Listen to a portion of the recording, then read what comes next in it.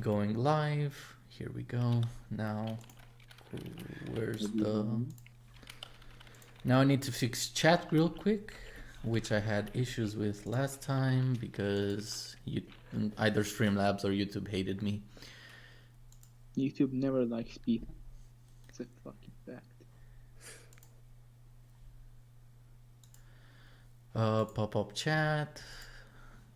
Control A, Control C. Where's the chat bar? There we go. Shut. There we go. Yay, chat's working. Perfect. Now, Chat work? Yep, chat works.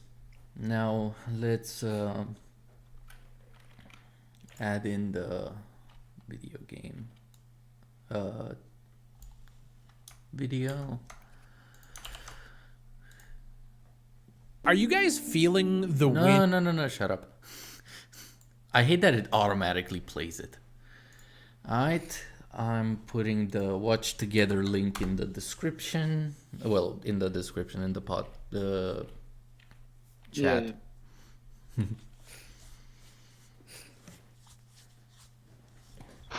Let me get a jacket. Description.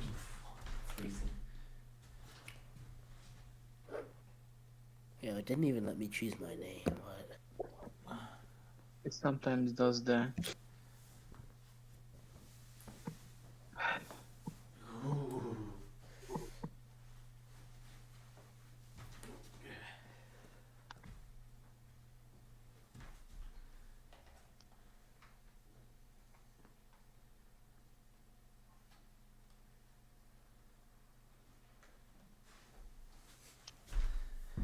Alright, we have only one person in the watch together.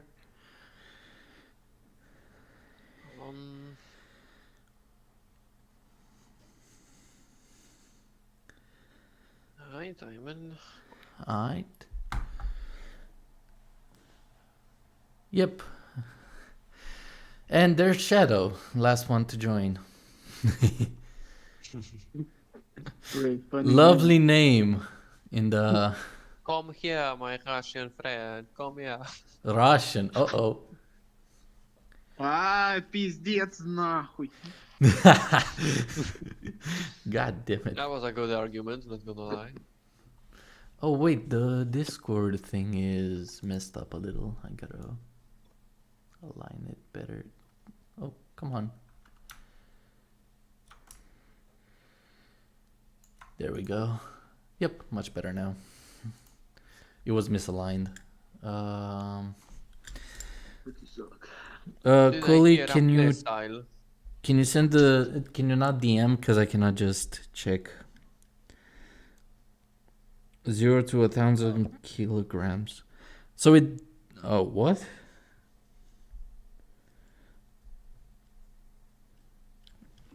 Ah, whatever.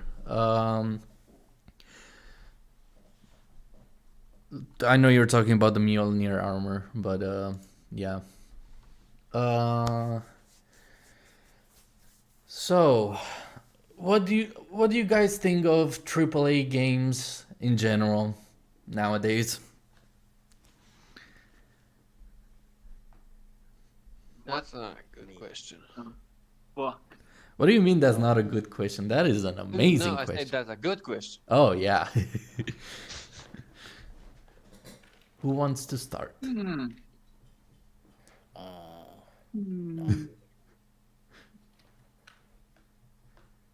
tough.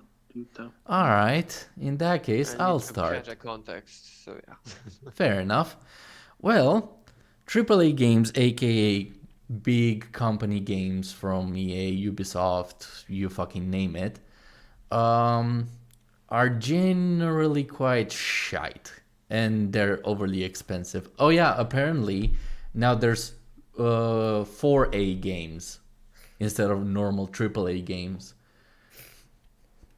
Really? Yes, they added an A to the AAA quality, quote unquote, quality of games. B for dipshit. What? We should add a D and S for dipshit. God damn it, Shadow. But yeah, new games that have been out. What? Assassin's Creed Mirage, one of them. Modern Warfare 3. What other big titles have been recently popping out? Wait, let's look at recent release games. 2024 AAA games. So we have Final Fantasy, Tekken, Star Wars Outlaws. That's a interesting one. I haven't heard much about it. Maybe it's not released yet. Actually, there's not a lot of fucking AAA games released. All the new videos launched in video games launched. Let's see. Consent. Oh yeah, we have Suicide Squad Kills the Justice League. Have you guys heard about that one? Just about the film. What the No, fuck? not the film, the game. Suicide Squad Kills the Justice League. No. Yeah. It's as memorable as it appears to be. Yeah, it was a horrible game. They released also Star Wars Battlefront Must have Classic. hidden up. What? I'm gonna start heading out. Bye-bye. I'll Be take care, back in mate. like an hour. Yep. Oh yeah, he has Thunderbirds practice, so Oh yeah. he has to go for a bit. However, based on what I've seen so far, there's not a lot of new stuff. Only I've seen a lot of fucking remasters. Like most of these releases are remasters. So yeah, AAA gaming kind of died. Why? Whoa! Helldivers is considered a AAA gaming game? What the? That basically throws out the window that Helldivers is an indie game, which is in the video we're gonna cover now.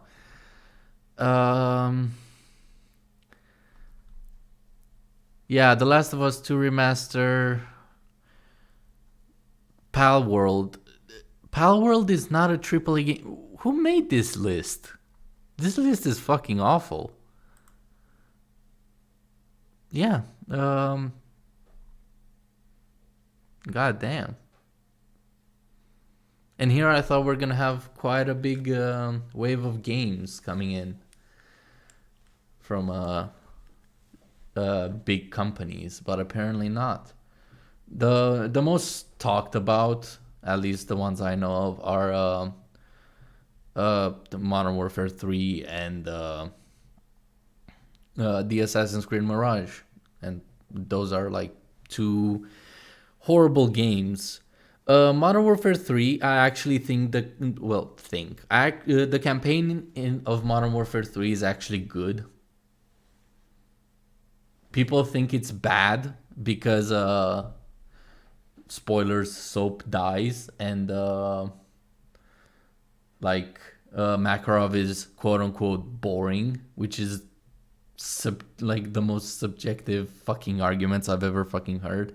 I'm actually still debating in comments with people that say that everything about Modern Warfare 3 is horrible. I asked them why, or to explain to me why the story is bad, and that's the last I hear from them.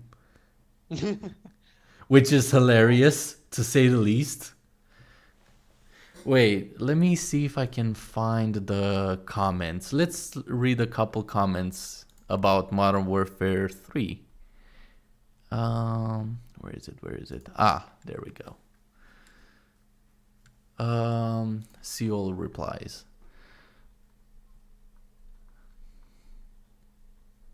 It's gonna take a bit to scroll through all of these, because some of the replies aren't for me. Where is it? Leo Gaming.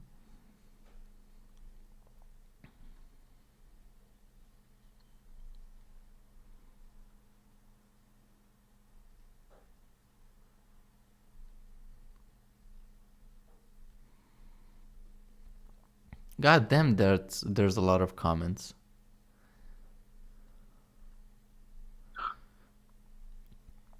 I'm still scrolling. What the hell?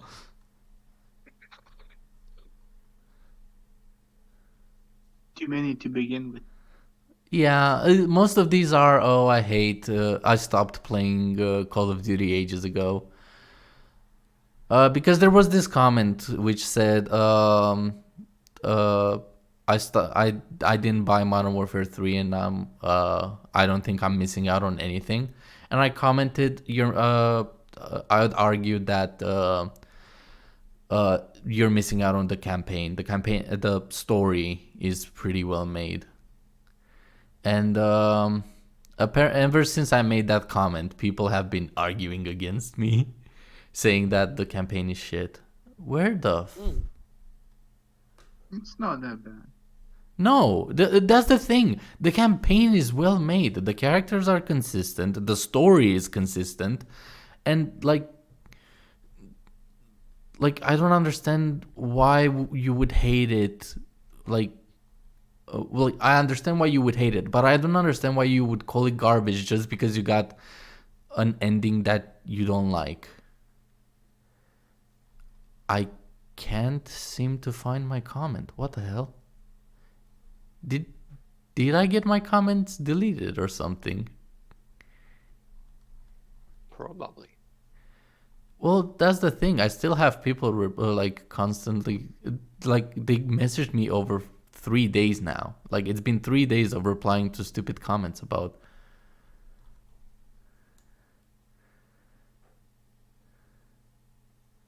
Oh, I was scrolling in the wrong section. My bad. I'm stupid. Okay, there we go. Okay. So, where is it? Okay, the first comment that I got to my reply was, have you been living under a rock or something? Look at the reviews. Also, it's just one big ass Warzone map and the missions are from Warzone. You're always alone most of the time. No friendly AI. The list goes on and on. First of all, like, have you been living under a rock or something? Look at the reviews. Reviews don't mean anything anymore, because the reviews for The Last Jedi are still positive till this date. The Last Jedi is the worst fucking written movie I've ever fucking seen in my life. Second of all, like, you can have people like something that is bad and they will review it positively, but it's bad in quality, and just because they like it, they will defend it to death. Or in this case, the opposite. If there's anything good in a bad game, people will just shit on it, even though it's actually a positive thing. So the reviews mean nothing nowadays. You can review bomb something negatively or positively just because you have a fucking agenda.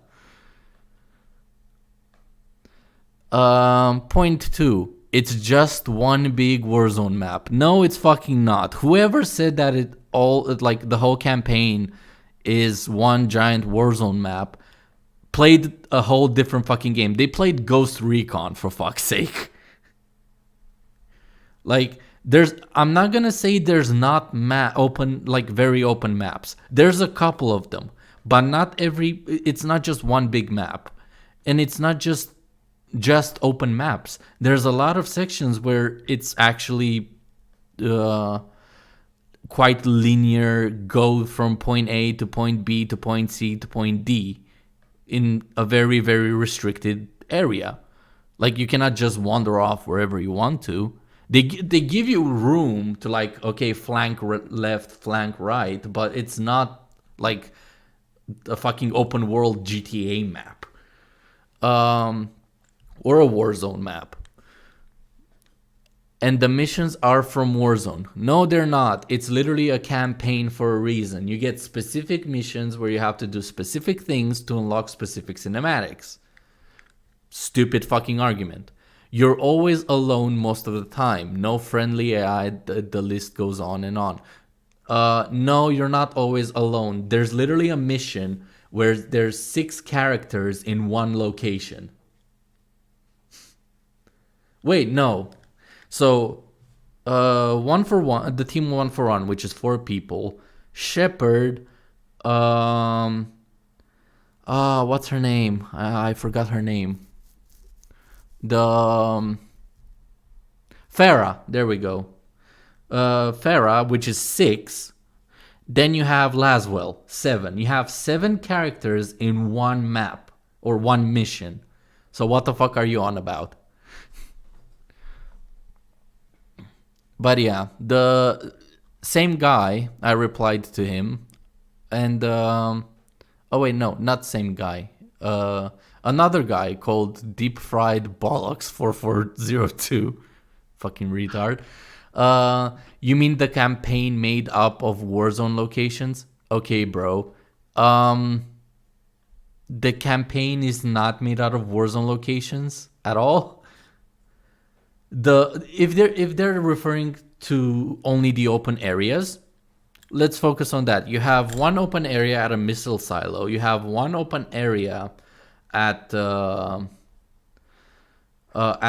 dam. You have one open area at what's it called? Actually, how to describe this?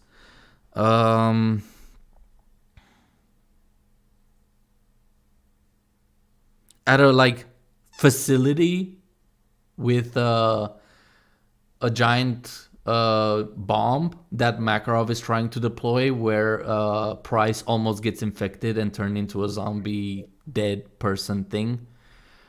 That was a pretty open area, and so far those are the only ones that I remember being very open area. Like, there's not that many. I could barely remember some of them,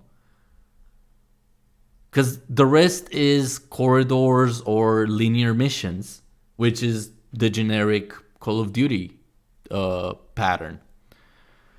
Back to the first guy, which replied, nah, still not playing that garbage game. In my opinion, I got better games to play.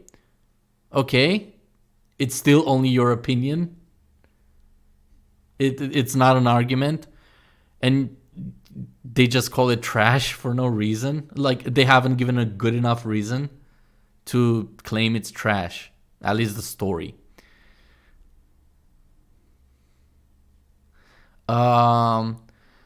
Deep Fried Bollocks back at it again. You're right. It doesn't necessarily make it bad. Just boring, uninteresting, and downright lazy. It's incredible how low your standards are for a multi-billion-dollar company. Every year, Call of Duty provides less and less, and the consumers keep spending more on it. Okay, so I'm right. It's not bad. It just being boring, uninteresting, and downright lazy. The first 2 parts are, again, subjective. I found them interesting and incredible and entertaining.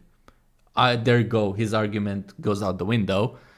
And downright lazy. It's not lazy to introduce an open fucking map. Quite the opposite. Call of Duty introducing open fucking areas where you can approach from multiple angles, and you have multiple like stages of approach.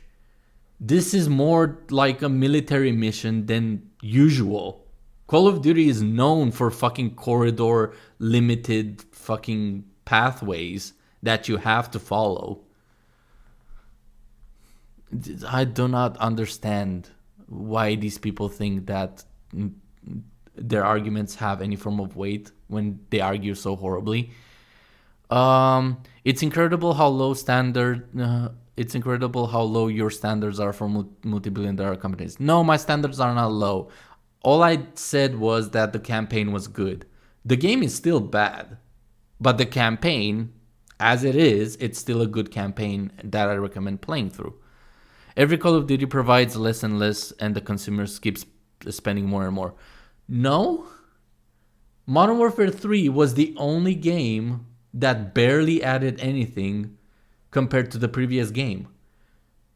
If you compare Modern Warfare 2019 to Modern Warfare 2, you get a couple fucking changes on top of a different story altogether, different characters, different like settings. You get a lot more from previous iterations between them. It's because they only had 8 months. That's why this whole fucking game was so lackluster on release. Oh, Filthy, back at it again. Nah, I'm still gonna talk shit about the game. You can't make me, blood. I've seen the reviews. I've seen my friends play it. It's trash, and just accept that Modern Warfare 3 2023 is garbage. So, and then Crown. Okay, then your arguments have literally no fucking weight. You can say it's trash all you want. You're wrong. Straight up.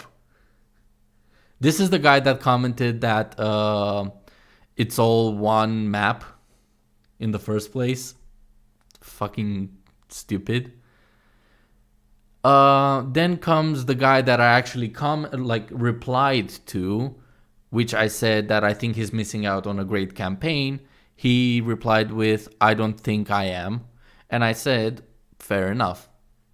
Like, that was my reply. If you think that.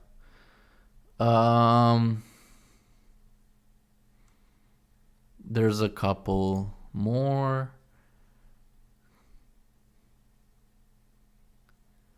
Again, just oh, this one's actually interesting. From Valid T. Is that a joke? The campaign was just the Warzone map, and the campaign didn't even have a resolution/ending.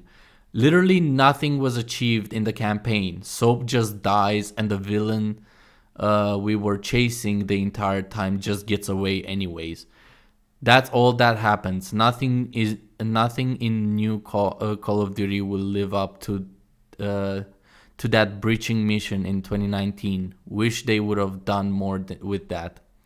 The ending had a fucking resolution. Soap dying is the fucking resolution because it's set up in the story with Makarov. Also, Soap is starting to be more like Ghost. Like in general, Soap was headstrong. Like in Modern Warfare 2, he went into the cartel villa to talk with the big drug lord in Mexico, or at least the city they were in, just to get the mission done. And now, after spending a lot of time with Ghost and improving his skills, they got more and more to a similar character. Ghost started opening up more to Soap, and Soap started getting more resentful towards everybody else because character building, they trust each other, and now it bit him in the ass. The villain we were chasing the entire time just gets away anyways. That's Makarov in a nutshell. Throughout the whole campaign, he was one step ahead. Of course, he would fucking escape. It's been set up that he's a cautious character, which plans things out and plans his timing. Also, we don't know if he actually got away. All we see of him is running away on the train tracks, and then a train fucking rushes over. He could have been fucking killed there, or somebody took his body away. We don't know what happened exactly. Either he's alive, either he's injured. We don't know. Yeah.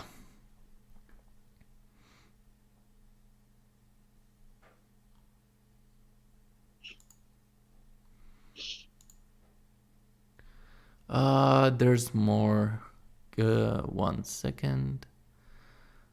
Because there's one very interesting comment. I think I found it. Oh no, it's just the fucking argument of numbers.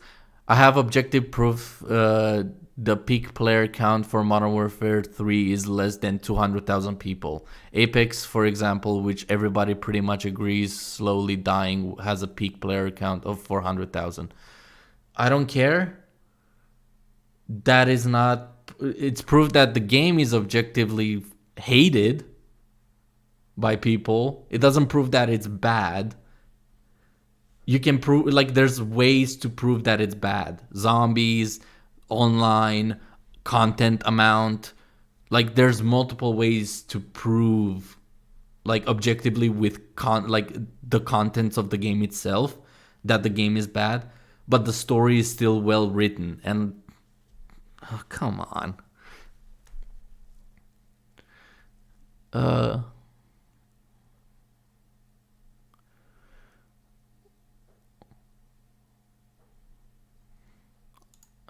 And I think there's one more.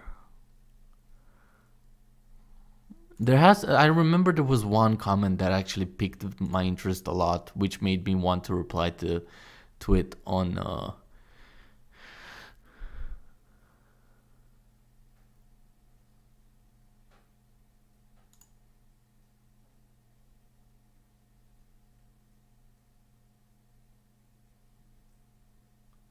Oh yeah, this one.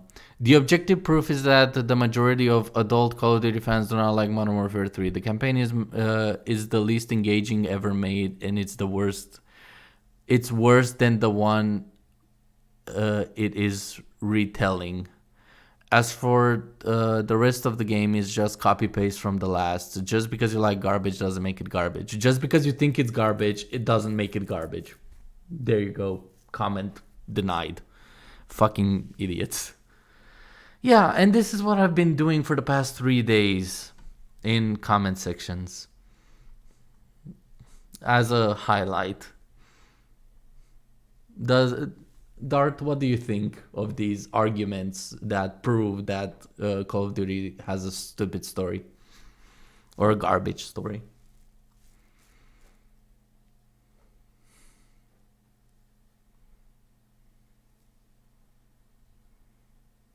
Dart?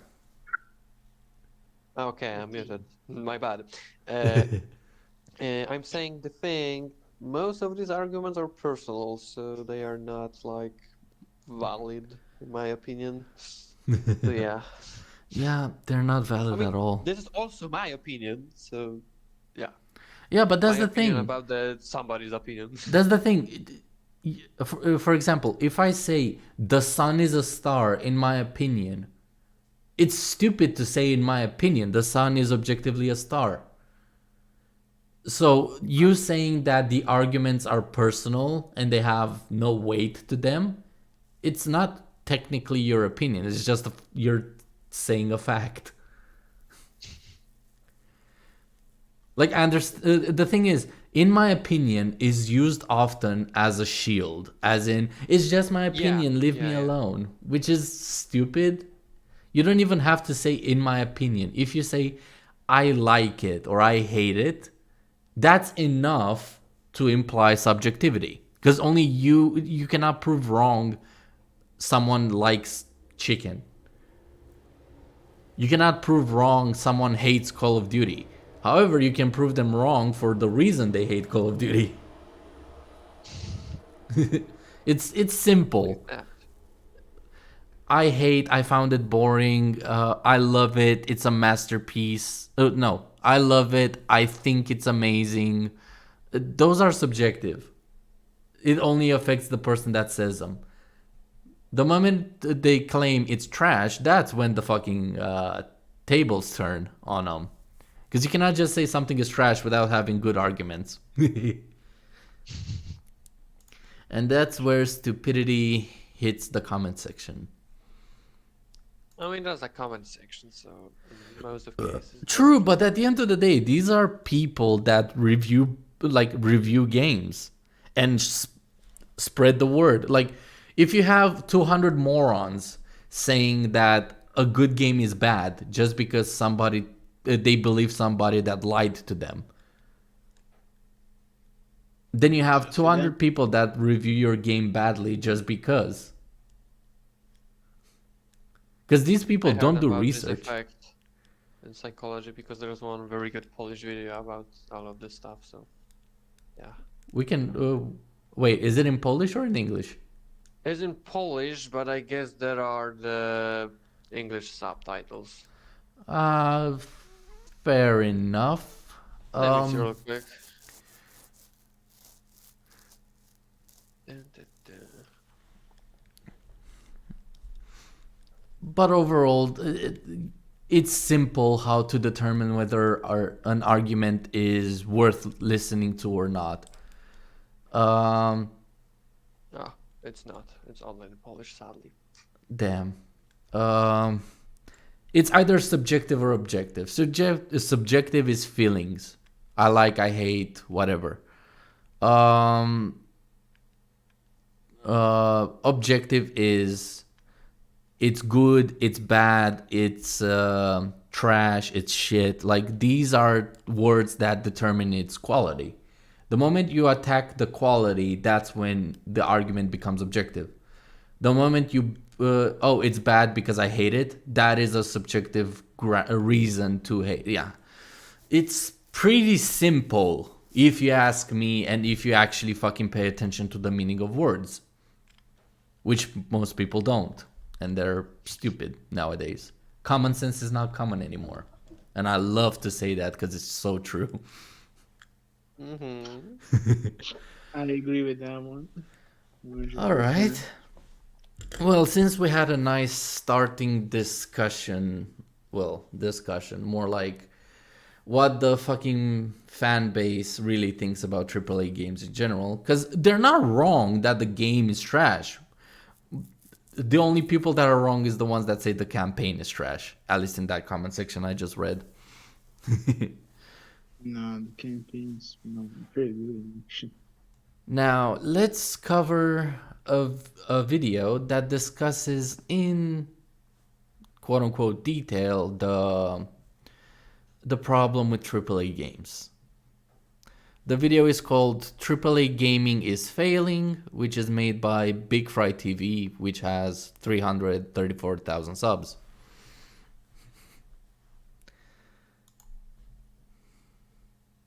Why is it all the way to the back? Did somebody click to like all the way max it? Are you guys feeling the wind from the pendulum swinging back in our direction? Because Whoa. Something's wrong with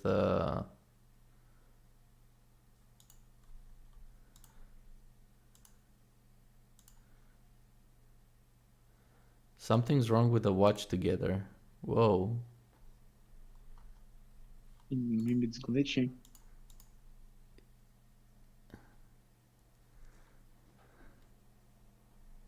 There we go. Yeah, I fixed it. Why did it do that? Why does it always mess with me? Like, every stream there's a problem. That's just your problem. Yeah, it's my problem for some reason. That's mine. Alright, let's begin this.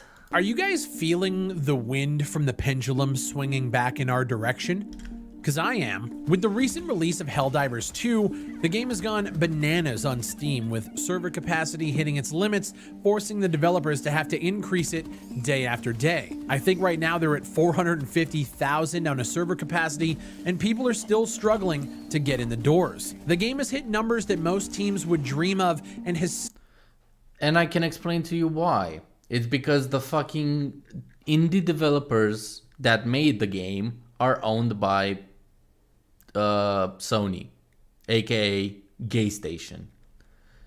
And as history has taught us, Gay Station doesn't know how to handle online, period.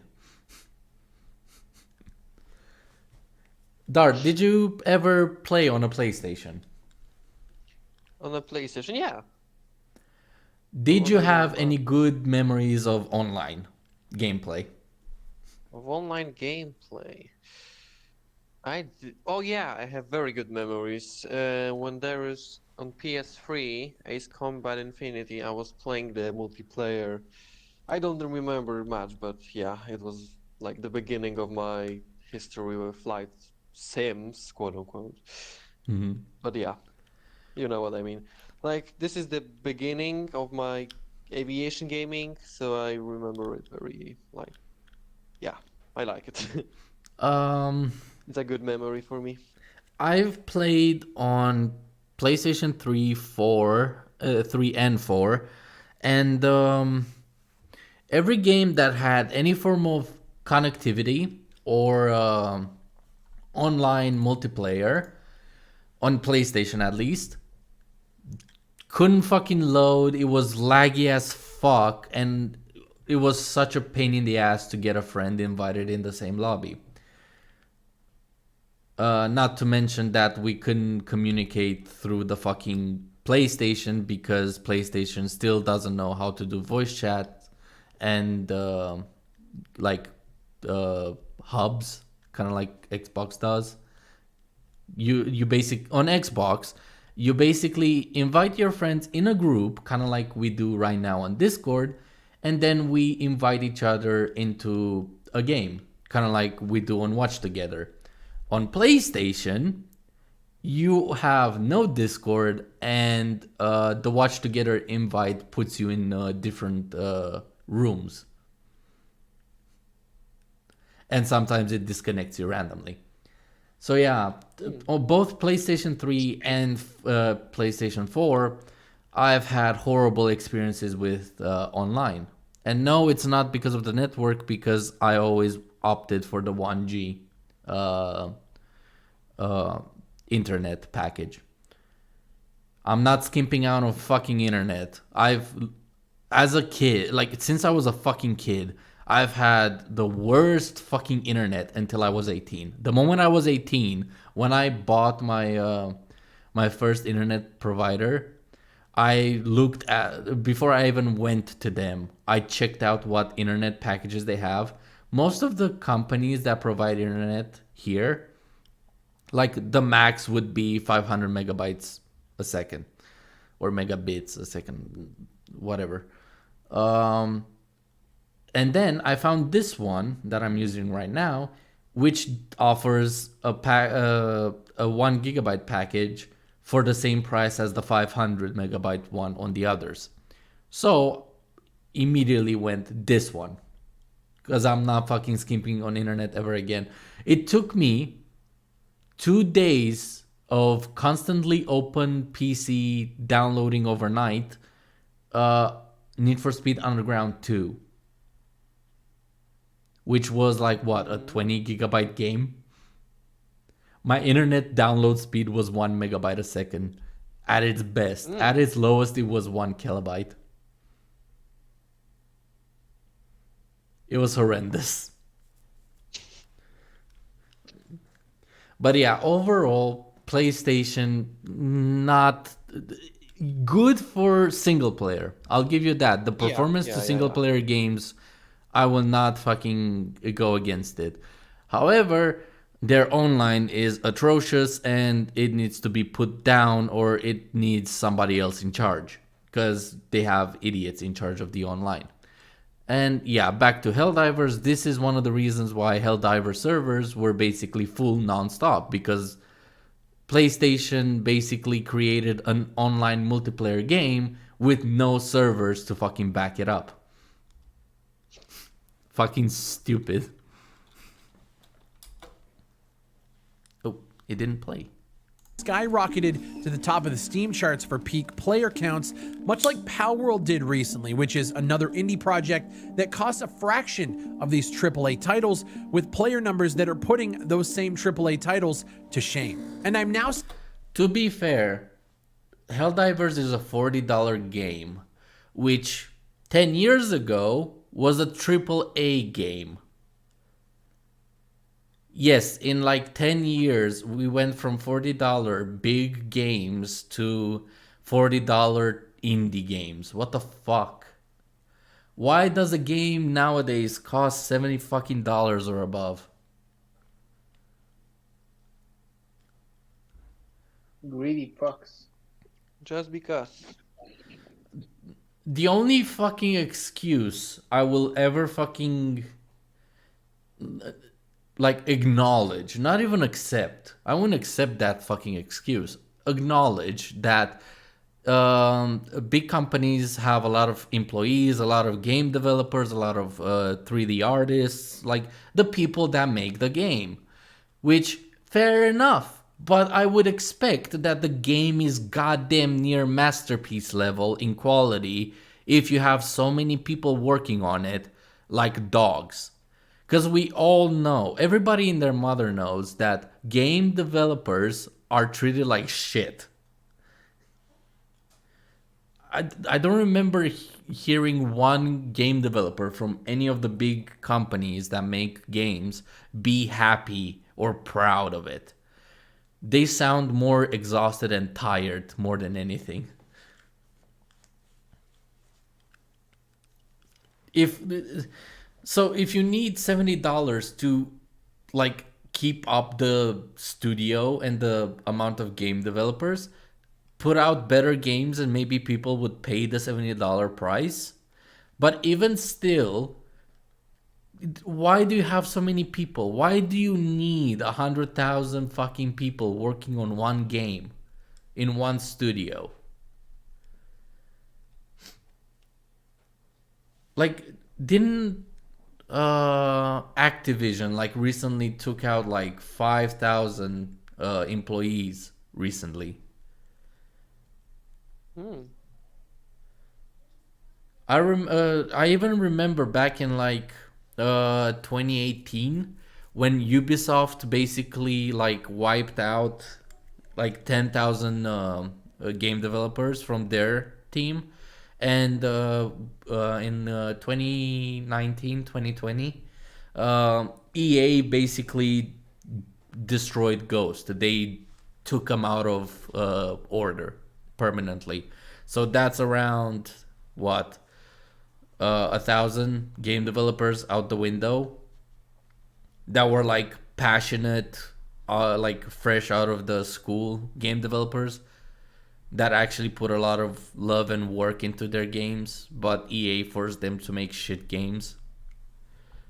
It's atrocious, and it does not explain the fucking pain. Well, like, for example, oh dear, $8 or €8. Like, that's nothing. That is an indie fucking title.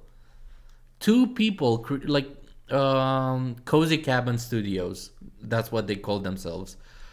Like, they're like two people, last I checked, that developed Oh Dear and another two games. And they're $8 on fucking Steam. And they're amazing games. Go look at my fucking videos. We're having a blast on it.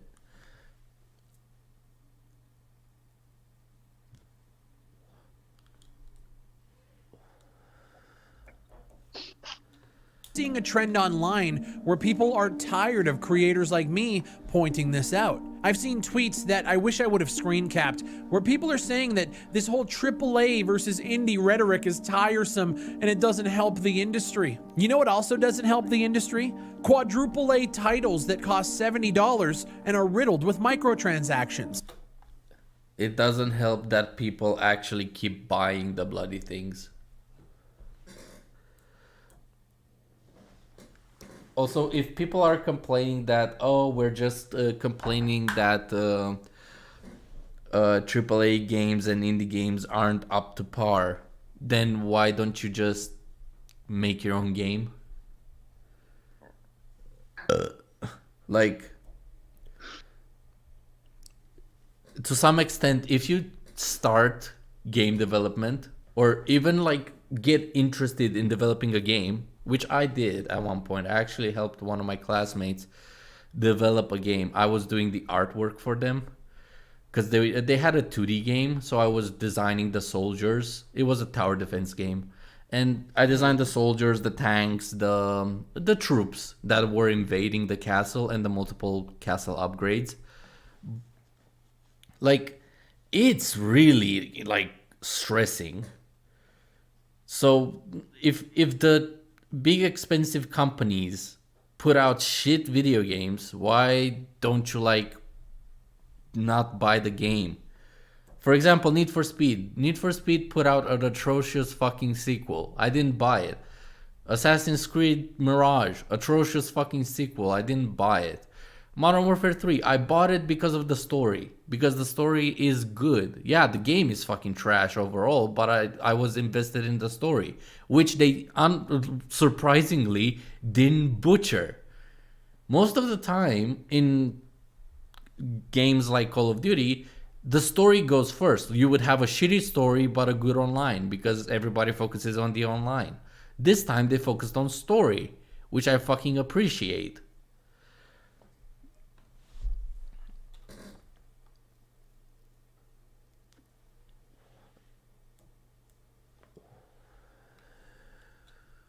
Single player games that are twisted into a weird form of live service where it didn't need to have it. That is the Suicide Squad game I was referring to earlier.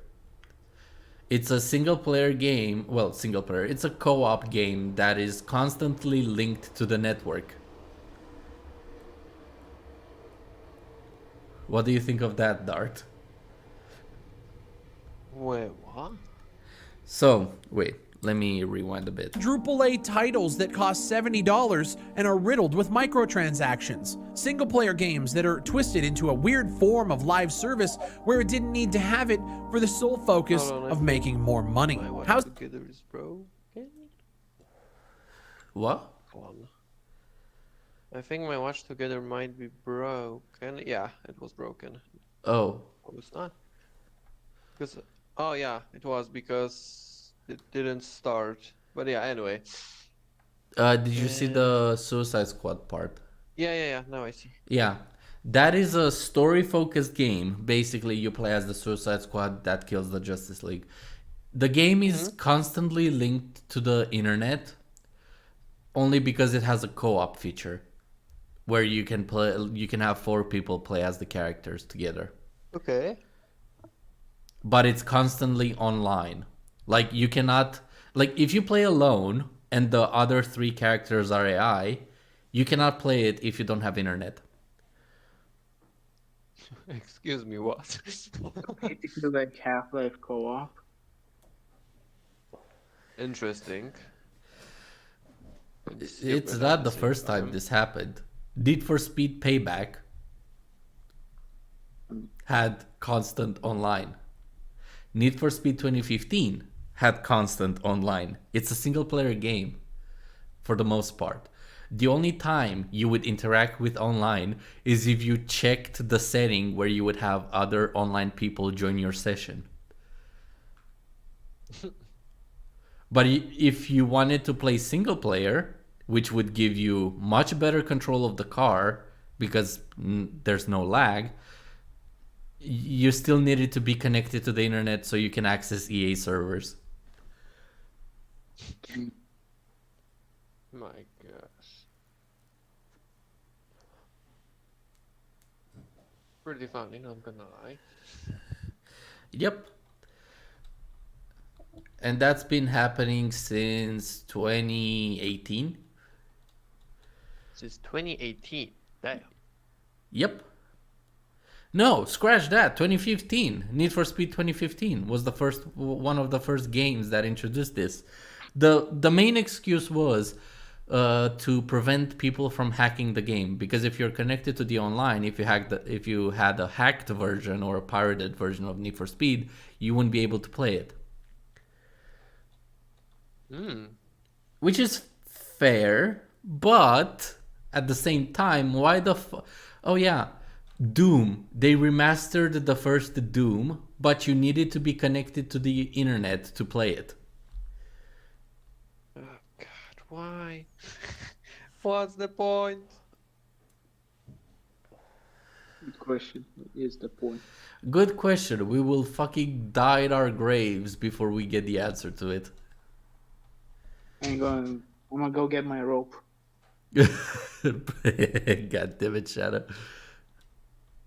that going for you, Suicide Squad? Jesus, with those player numbers, the game should be called Suicide Watch. And that's not even to say that these games are bad. I've heard that Suicide Squad is reviewing pretty well.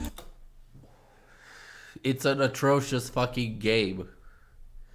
Literally, cutscene happens where Superman beats the shit out of Wonder Woman, and you see 4 Chuckle Fox just stare with their mouth open as Superman beats the shit out of Wonder Woman and kills her. They're right there. They don't do anything.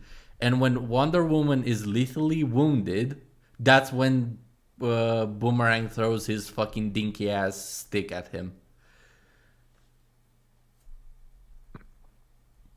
Also, they never shut the fuck up. Constantly talking. Like, so you know how you roam around in a open world game and you have characters talk to each other? Kind of like in Last of Us? Yeah. You cannot enter the pause menu until they shut the fuck up.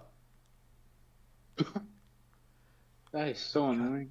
I am not fucking kidding. They talk every 2 seconds. So, you would have like Harley talk with Boomerang, then you would have King Shark jump in with a shitty joke. 2 seconds of silence, and then Boomerang starts another fucking stupid discussion.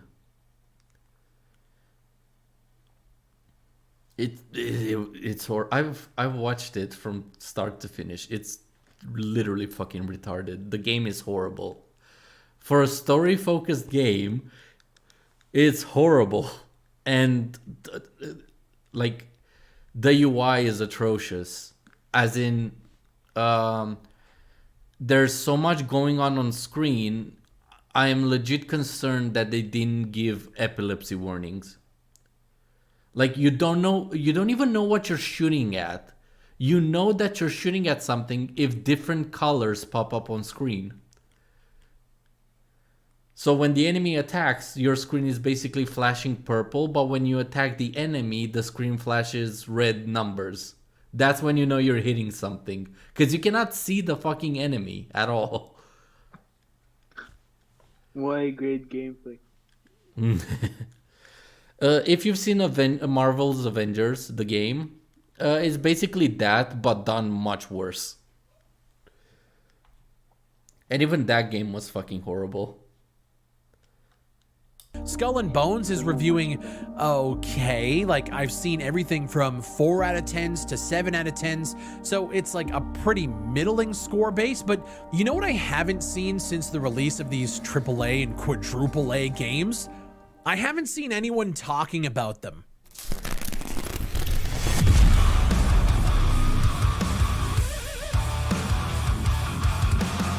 The buzz around gaming right now is all on indies, with games like Palworld, Helldivers 2, and Enshrouded, which, by the way, I haven't played yet, but we'll be playing and releasing a video on.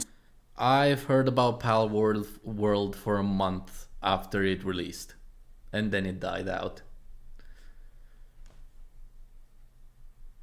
Even I'm not interested in Palworld whatsoever. It's basically Pokemon with guns, and I didn't care at all. I didn't look into it. I've only heard about it because of the fucking online community. And a month after release, like, nobody talked about it anymore. And why did somebody do a Pokemon with... yes, you can literally gun down the Pokemon you want to catch.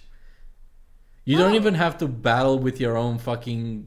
like animals or pets or whatever the fuck they're called. That's an American one, I guess. Yeah. And Shrouded, I've never fucking heard of this game before. Like, this is the first time I'm hearing about Shrouded. And it's from this fucking guy's video. The only reason why I heard about Helldivers as well is because everybody on the fucking internet is talking about Helldivers. And criticism to Helldivers, it's very fucking repetitive. I like it, I'm gonna play it, and I'm gonna make a live stream with it. I bought it, it's installed, ready to go. After the podcast, I'll make a fucking stream with it. However, the gameplay is repetitive. The only reason why people love it as much as they do is because they play with friends, which does spice things up and does change the pace of the game.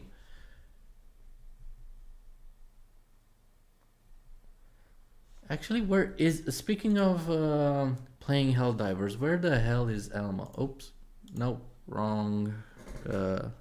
We couldn't make it in time. He was here a moment ago. Well, in the Discord chat. Maybe he's busy. I don't know. Yeah, but that's the thing. He joined voice chat like on the server, so I don't know why he's.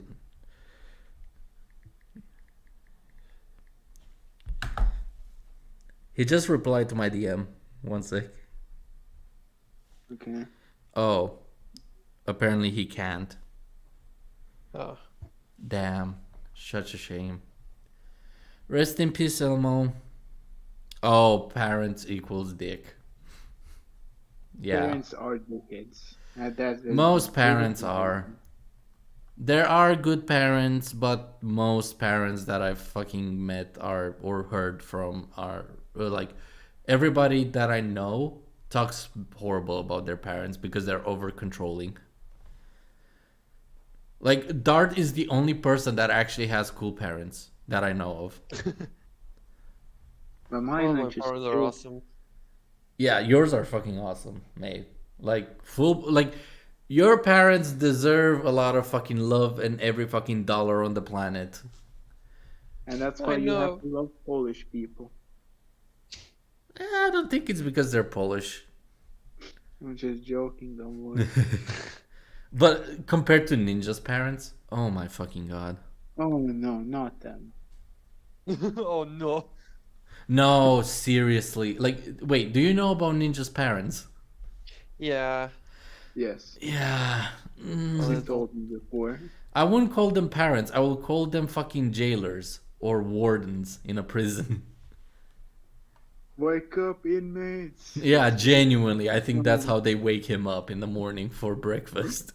When they start banging on the freaking bars. Nah, they just bust the door down because they can. Soon, and I've heard great things about it too. These games aren't AAA, buzzword riddled, marketed to fuck, bloated, overblown budget bullshit that we have been getting in the AAA space for so many years now. And finally, I think people are starting to actually realize the value in indie titles in 2020. Minecraft, Among Us, Oh Dear, Helldivers 2. The fucking Raft. Raft is a fucking indie game that's been out since 2018 and is genuinely an amazing survival game that I recommend people to buy. Whenever I want to fucking play like a chill game, which is similar to Minecraft to some or any form of survival game, I don't say forest. I don't say like the generic fucking survival games that everybody thinks of. I pick Minecraft and Raft or Unturned, another indie game that is fucking amazing for what it offers. Like, for example, if I had to choose between Roblox and Unturned, Unturned 100%. Sure that they did announce Unturned 2, so Did they? I think so. But I'm not sure. Can't remember now. If the second one is like less blocky with the characters and like maintains the love and care they put in the first game, I'm down. And it's, by the way, it's a free game on Steam. You can go download it now. Raft is like 10-12 bucks. And they added a lot. Like they added underwater stuff, they added new enemies, they added new crafting and like technology, I would call it. Cuz for example, you have a radio. Like when the game came out, you didn't have a radio, you didn't have a market island, you only survived, basically. And the game has a story. It's not like cutscenes or NPCs telling you what the fuck happened. It's more like look at like when you encounter a unique island. You're like, ooh, what's this? And you go explore. And if you pay attention to what's going on the unique islands and buildings on the ocean, you can kind of spot the story. Like survival notes in Last of Us, they tell you, oh, we survived, oh, I got bitten, oh, I died. But uh, not like cheap, because they always, like, all the survival notes in fucking Last of Us, oh, we died 3 days later, 5 days later, whatever.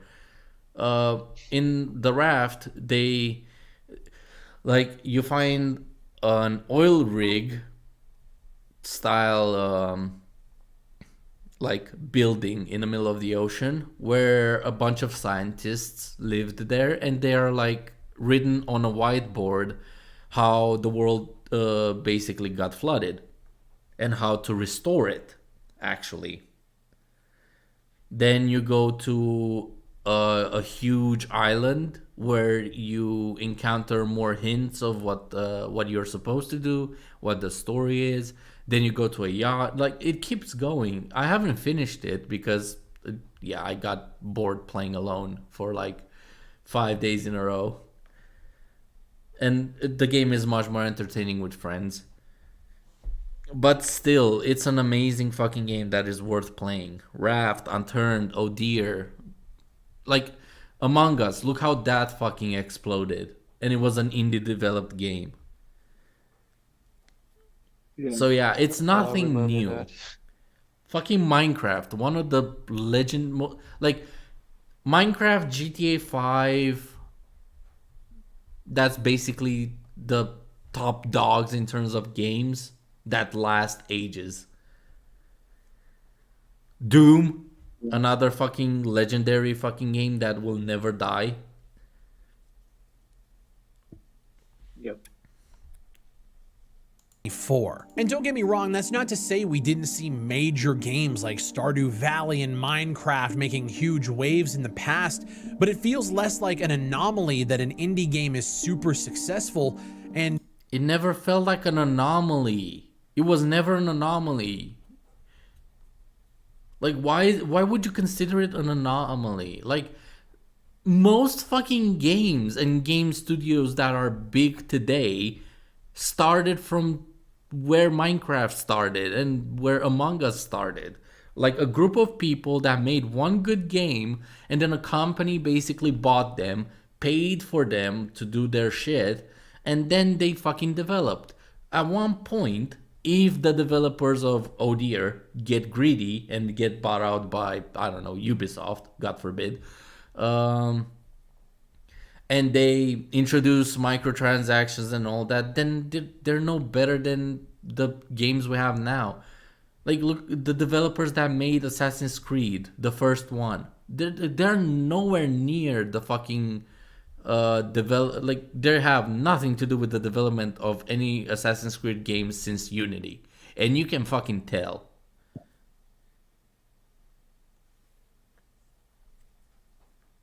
it's kind of swinging more towards potentially becoming the standard, with so many breakout titles in 2024 already taking the spotlight away from the mess that is the AAA space. It's starting to feel like the ideas that we've been sharing in our little corner of the internet are creeping into the mainstream, and I genuinely think it's a two-pronged issue. People are more aware of how greedy these companies are and how they've been putting profit over passion for the last 15 years. People have been aware about the greediness of companies since fucking FIFA. No, actually, scratch that. They've been aware of this since Battlefront 1, which was released in 2015, 2016. Yeah. Like, it's nothing new. This motherfucker sells this like it's something new. Oh, we figured out recently we recently started seeing more and more how greedy people like companies are. I'm like, no, it's been there in our faces the whole time. It's just you casuals finally fucking realized it. I've been like arguing we should stop fucking paying for every shitty fucking game that releases every year from Call of Duty or FIFA or any other fucking big company since 2015. Actually, good AAA games that came out recently: God of War Ragnarok. I think it's called Ragnarok. Basically, God of War 2. Um, then you have Spider-Man Miles Morales. The second one is kind of shit. It's like everybody loves it. I get it why. It's cool, but it has a lot of issues. Um, what else came out like in the past 2 3 years? That's good.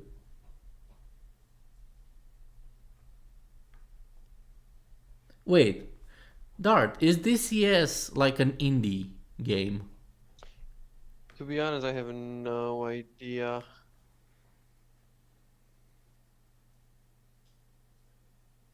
So yeah. That's horrible. Wait, what was that game? Flyout. Oh yeah. Is it an Yeah, indie game? Flyout is the indie Yeah, and made it's up a by one person. and it's fucking great game. It's awesome game. Yeah, you get to build your own fucking aircraft the way you want it, and it actually respects the fucking physics. Yeah. Mostly. The game Yeah. engine needs some work. Like you can glitch it out. Where you what didn't you say there was a way to glitch it past the speed of light or something? No, it's not DCS. I mean, if you change the engines in the files, maybe. Because you said you hold the record for the fastest plane, jet. Uh, That's like Probably I not. hold the record of the fastest plane made in Flyout without using file editing or something like that. Just fully stock game. Yeah, exactly. But that would take it still be like bugging the game or cheating the game. Yeah. Yeah. I mean, even the thing is, wait, I lost contacts. Hold on. Oh yeah, I was the first person that Breakmachten, I guess, like legitly. Nice. Yeah. Wait. As I say, probably. Weren't there rumors that they're gonna add co-op or multiplayer? Maybe I don't remember, but maybe. I heard from That is Collieee that they're definitely- thinking Yeah, I about also it. heard that somewhere. Fair enough. When Flyout like adds multiplayer and we can all play together, that's when I'm fucking Oh getting yeah. it. Wait, what? It Flying in has? space with the jet. Did you just wait? Did you say it has? No, I didn't have yet. Oh, okay. But I thought heard I something was that making maybe sure if will I have. missed. But I also think people are now way more aware of their spending habits due to the way the economy is going. We talked about it in a previous video, and I also feel like with that, focus on where their money's going, I think more and more people are starting to realize that if you pay, $30, $40 for an indie title and get potentially 30, 40 plus hours out of it, that is worth more than spending $70 on a AAA or It has nothing to do with how much money you spend for how much time of gameplay you have. I hate this misconception that if you pay for a $40 game, you should have 40 like hours of gameplay out of it or fun out of it. Like if you're paying $40 for a game, you expect $40 worth of quality from it. If I pay $80 for a Need for Speed game, I expect that Need for Speed game to have the best customization, the best car list, the best fucking everything that it can offer. If I spend $100 on a graphics card, I'm gonna get the shittiest graphics card on the market. If I'm gonna pay $500 for a graphics card, I expect it's like mid-tier towards good graphics card based on the market right now. It has nothing to do with how much, like, oh dear, $8. Should I expect only 8 hours of fucking fun out of it? My first recording is more than fucking 8 hours.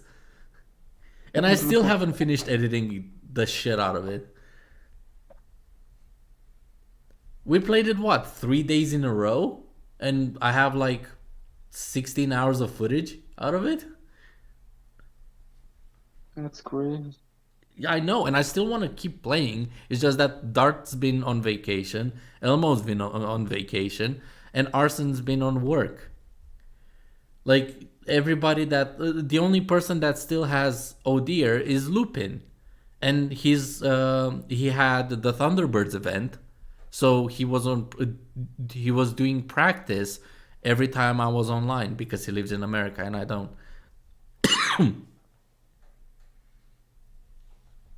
Dang. Yeah, like everybody I played Odeer with basically went on vacation, but if they were here, we would keep playing Odeer.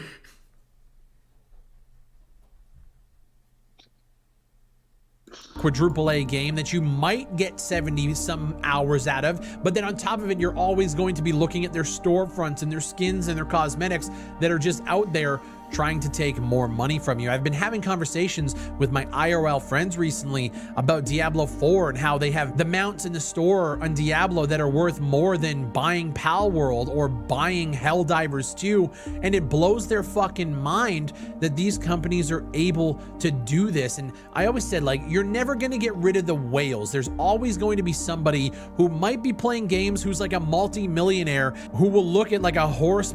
No multimillionaire fucking plays video games. Their kids do. That is if they have fucking kids. Most multimillionaires are fucking alone. And they, like, pay for bitches. Like, if you're a millionaire, why the fuck would you get married and have kids? That's how you lose money. Millionaires don't make money like that and, like, spend it on a wife and kids. That's why they're millionaires. Like, a girlfriend normally costs a lot of money. A wife, like wedding, ring, celebration, partying, guests, presents, all of that shit costs money. Add a baby in the mix. Diapers alone will fucking make you bankrupt. I mean, divorce also brings you back. Like, in today's world, it costs you more to have a wife and baby than to buy a house, unironically. Just in, like, food, maintenance, and, like, baby needs. Like, the powder alone per month will cost you more than, what? Netflix, Disney, the Disney Plus, Hulu Plus, Amazon Prime, all of these services combined plus Game Pass. Like, if you had to spend money on baby food or all of these services, what do you think a normal fucking dude would pick? Like, in his 20s. Game. Well, that's the thing. One of... like, in today's world, nobody's fucking making children anymore. For a reason. You cannot just sustain having a child when you're like, what, 25, 26? Like, you can barely afford housing, internet, and a car with one salary in most places in the world now. When you're all alone. Like, That's in fact. UK, you need 3 people to be roommates in one flat house to actually afford it.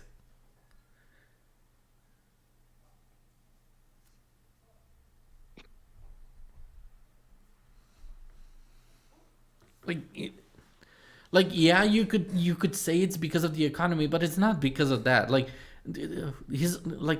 millionaires don't fucking waste time and money on games, because that's time and money they can actually gain, like, by doing business.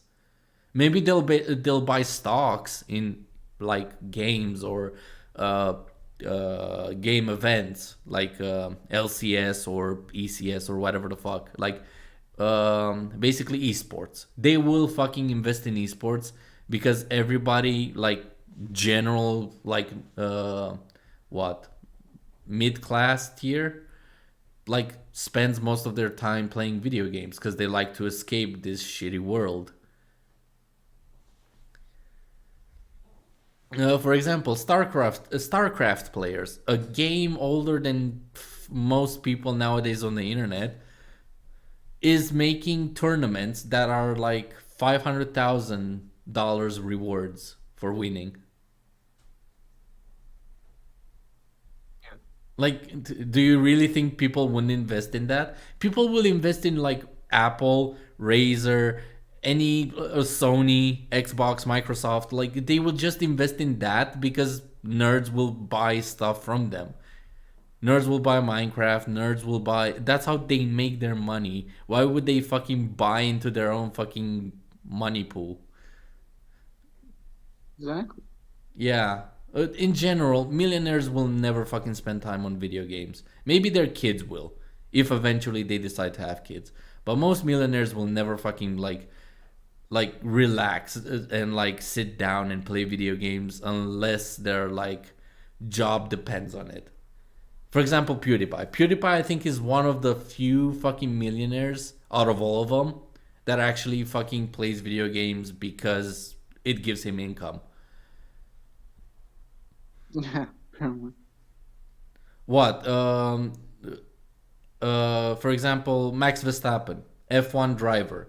Like, he's getting paid much more by driving in real life an F1 car than playing video games in his living room or wherever he plays. He has a full racing sim, 3 fucking wide screens and everything, and all his private time he spends on iRacing. Apparently, but like that's not his money source. Because if he really wanted to be a gamer or spend time in video games, he would just make YouTube content or like Twitch stream or live stream or like win iRacing tournaments for money. I don't know. He would do gaming specifically if he wanted to be like a millionaire. And the thing is, he does racing because it's his passion, not because he wants to be a millionaire. Like, I'm not saying millionaires don't play video games. I'm just saying that most of them don't fucking care about them. Mount a Diablo that's $69.99 and he'll cop that no sweat off his ass and be compared to like me just paying for a coffee for them. You're never gonna get rid of the microtransactions, but I think what more and more people are realizing. Yes, you can. Just stop fucking buying video games that have them. Or if they have them, don't fucking pay for them. It's simple as that. Or review bomb them for the microtransactions. That's the only way to do it. Is how these companies function with their shareholders and how they're always having to make profits year over year, quarter over quarter, which means in the AAA space, it's only going to get worse. When you see, Suicide Squad kill the Justice League and it's some sort of weird live service single player title where they're going to be dropping content in that live service kind of roadmap, it's weird, and I don't think it's necessary. And I think, in terms of single player games, I think people have experienced how single player games should be delivered to you by playing games like God of War and Horizon. You're making gaming not sound like a hobby, which it is. Well, no. Go back and listen to the guy's argument. He basically claimed that most people that buy AAA games or like pay for microtransactions are millionaires. I'm responding to his argument. Gaming is a hobby, but it can also be a job. And from the perspective of a millionaire, like, they want to keep making money. They want to maintain their money. That's the whole point of a millionaire. Like, their focus is the bank. They don't care about video games. They don't care about hobbies. The only hobbies they have are the hobbies that connect them to important people that can make them more money. It has nothing to do with gaming perspective. It has to do with the millionaire perspective he was arguing.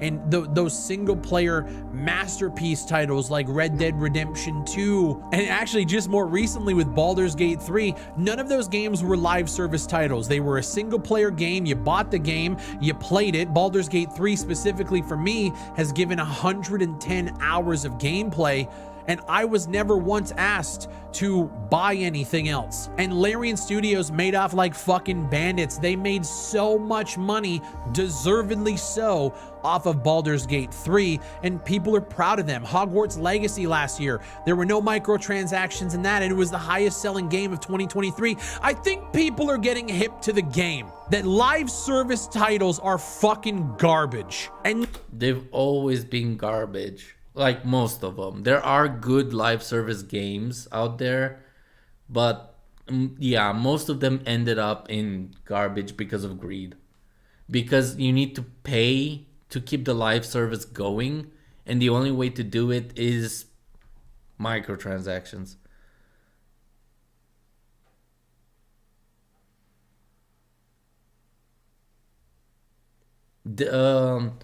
Well, if microtransactions are for millionaires and you millionaires don't play video games, who are they aimed at then? Well, they're aimed at the people that like video games. This is not my argument. This is his argument we're replying to. He's the one that said that millionaires are the ones fucking spending a lot of money on video games, which is not true. It's common folk. Like, you buy the game this month, for example, Rainbow Six Siege or any fucking game that has microtransactions. You buy it this month, and over like 2 or 3 months, you decide, I want to buy a skin. I want to buy that call card. I want to buy that collar for the attachment. Like, there's more. For example, Helldivers 2 has microtransactions, but they're cosmetic, so it doesn't affect gameplay, which is, I guess, fair, but it's still horrible that it has microtransaction.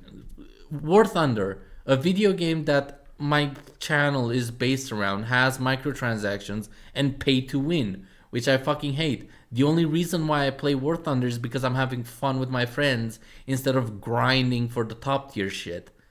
I buy the planes that I want to have. I want to have the A10, and I'm gonna buy it. It's not fucking end of the world if I want to play with that specific plane. But that's only because they locked it behind a paywall. It's not my fault for wanting to play that game or that specific plane. If you want... I know. This guy you're responding to seems to be a bit contradicting. Oh yeah, most of the people we respond to are fucking contradicting themselves all day long. You should have fucking go back and see what he said about indie games. Like, you're gonna have a blast throughout this video. this whole trickle DLC service is fucking garbage. But here's the thing, guys. We've been saying this for years, and I'll be honest, man, I was starting to see like darkness in front of me. I was trying to figure out how we can potentially get people to understand. I thought the fight was over, but the fight was never over. If you've been screaming for years, you could have seen that the fight wasn't over at all. Microtransactions have been like going at it since what? GTA 5 with the shark cards?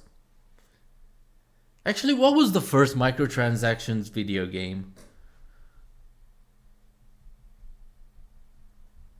War Thunder, I think? Around the same time, 2013, 2012? Wait, no, War Thunder didn't have originally didn't have microtransactions, because I remember in like the first year or the first 2 years of development, they said they're never gonna add like paywalls or pay to win stuff, and then they added. All right, take care, Alfredo. But around 2012, 2013 is when like microtransactions started like peeking their ugly head into games. Unless you guys remember like a more earlier game that has microtransactions. No. No, I Yeah. don't. All right. So yeah, around 2012, 2013, that's when the shit fucking appeared.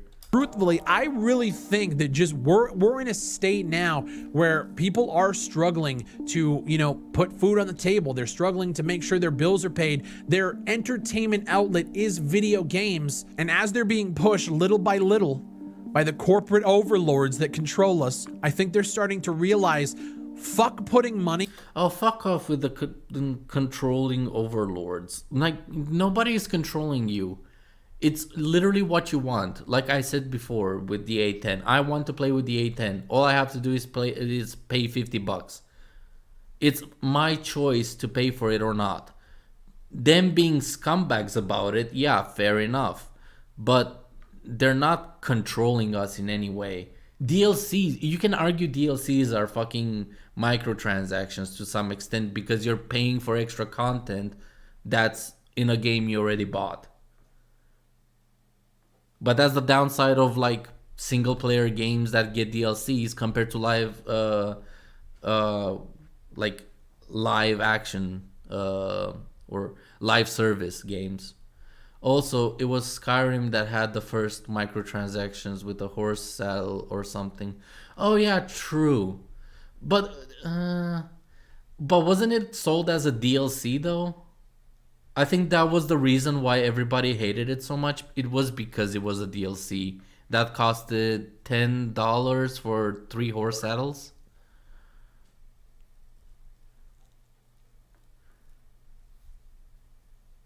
I do remember the Skyrim horse saddle. Now that you mention it, thank you, Alfredo. But from what I remember, I thought it was a DLC. I could be wrong. But yeah, the fucking dickheads that make microtransactions an option in video games are not the ones controlling us to actually take advantage of the microtransactions. It's us wanting the specific thing. In CEOs' pockets that take millions and millions of dollars in bonuses every year while laying developers off, and they're starting to look at the small guys that are delivering experiences that they actually give a shit about. And whether or not you like Helldivers or Pal World or Enshrouded or whichever game, that doesn't matter. Hold on, that's a fucking... Wait, hold the phone. That was a stupid argument. Putting money in CEOs' pockets that take millions and millions of dollars in bonuses every year while laying developers off, and they're starting to look at the small guys that are delivering experiences. Okay.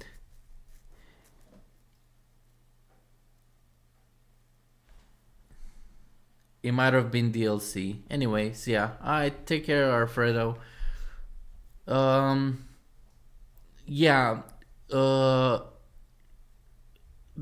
I have one fucking solution. Hear me out. The game developers just fucking quit their jobs and don't work for them anymore. If they actually, like for example, let's say the game developers care about the video game industry. They just quit their jobs. They don't work for shitty companies anymore, and they create their own fucking studios and create their own games. The downside, the only downside that comes to mind, well, they're not gonna be able to pay for their like living conditions. Okay, then they can get a normal job, and on the sidelines in the background, they like Steve, Mike, and Alex, which were ex-game developers for Ubisoft, like they get normal jobs, and in their spare time they create their own studio and create their own game, kind of like Notch created his own video game in his spare time. Like, for example, YouTube is technically my job in my spare time. I'm not getting paid for it, but I'm doing it as a job because I want to become a YouTuber. I'm not getting paid jack shit, but I'm not gonna quit my main job just to like put full resources into something unsure. But at the end of the day, I'm making sure that my content is still good, whether it's my full job or not.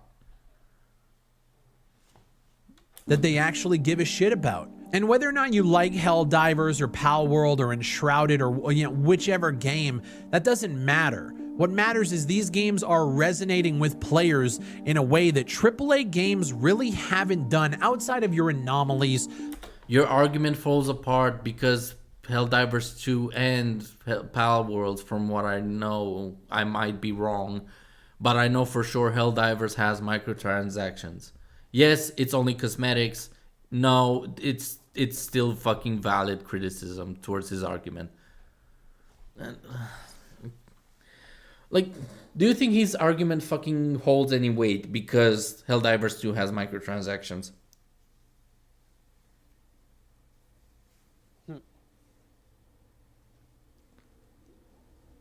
Like, he's complaining about microtransactions, yet one of the games, if not both, the games he's referring to, whether you like it or not, they resonate more even though they have microtransactions. Like, what the fuck? Like Baldur's Gate 3, like Red Dead Redemption 2. It feels like the script is flipping. It feels, again, like the pendulum. The only reason Red Dead Redemption 2 had any form of backing and money and no microtransaction is because of the microtransactions from GTA 5. Rockstar made fucking billions off of the shark cards, fucking microtransactions, pay to win shit in GTA 5. The only reason why they had no microtransactions in their other fucking games is because they made a microtransactions game in the first place. Or at least a game that's insanely profitable for them. Is swinging back in our direction, and I'm just hoping that we can keep up this momentum. When you actually look at what's coming out in 2024, some of the most anticipated titles are coming from indie developers. PlayStation just came out recently and said that there's no big releases planned. This is the website. This is the website that said Helldivers 2 and Pal World are not are AAA games. This is the website I was looking on when I searched up the list of AAA games that came out this year. What the fuck?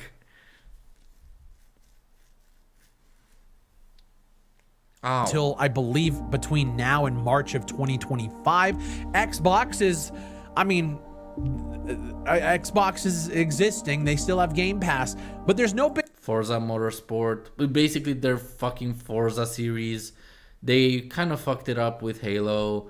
What else they have fucking exclusives? I know they have a lot of fucking exclusives now because they bought like what 5-6 game developers recently. But why everybody shits on Xbox? If Gay Station wasn't such a piece of shit, Helldivers would have been on fucking Xbox.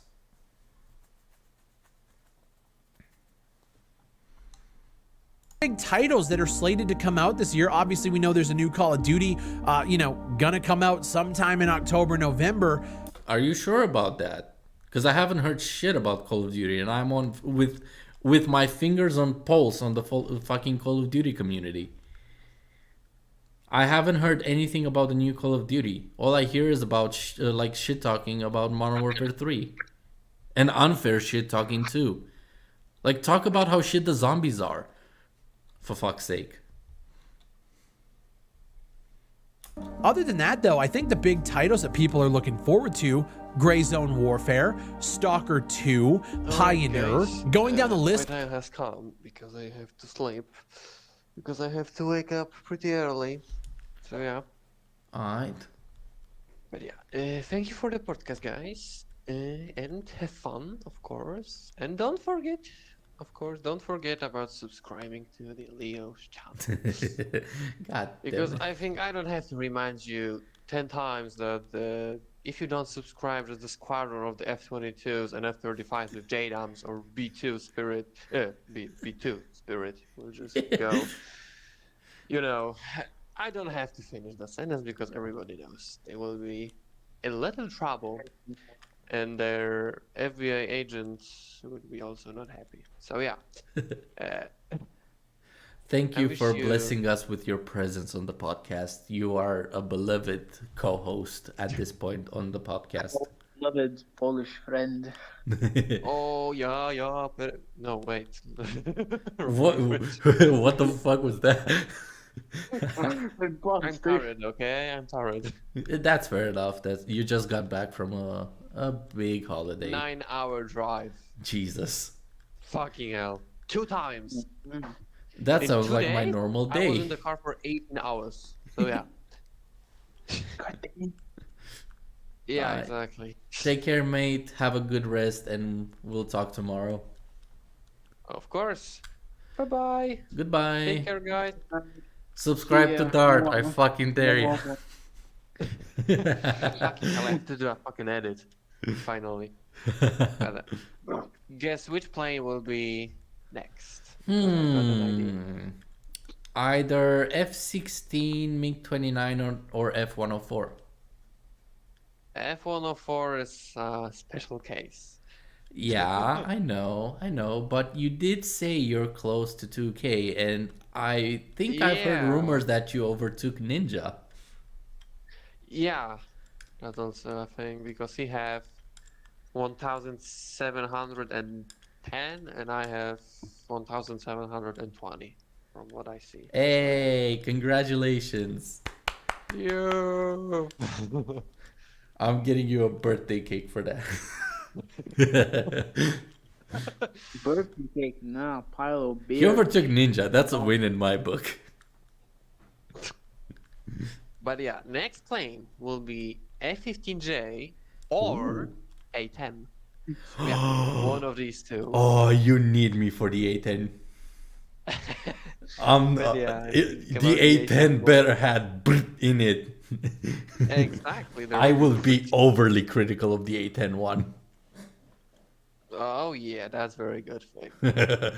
But yeah, I will use the sounds from DCS, of course, because yeah. We'll see. Alright. We'll see about that. I So, can't wait to see you working on it. If you are working on the A10 one, if you're working on the F15 one, I cannot wait to see how it's going. oh, of course. Also, I can send you a song real quick because I've got a very good one, I think. Ooh. It's a badass one, so. Oh yeah, did you like the song I sent you like a while ago? I have to remind which song it is real quick. But I think it was very good. Ooh. But yeah, this will be very good for the A10, I guess. Wait. I'm waiting for the.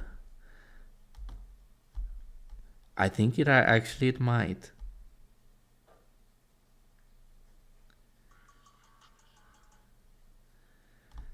Oh, come on! It froze at the beat drop.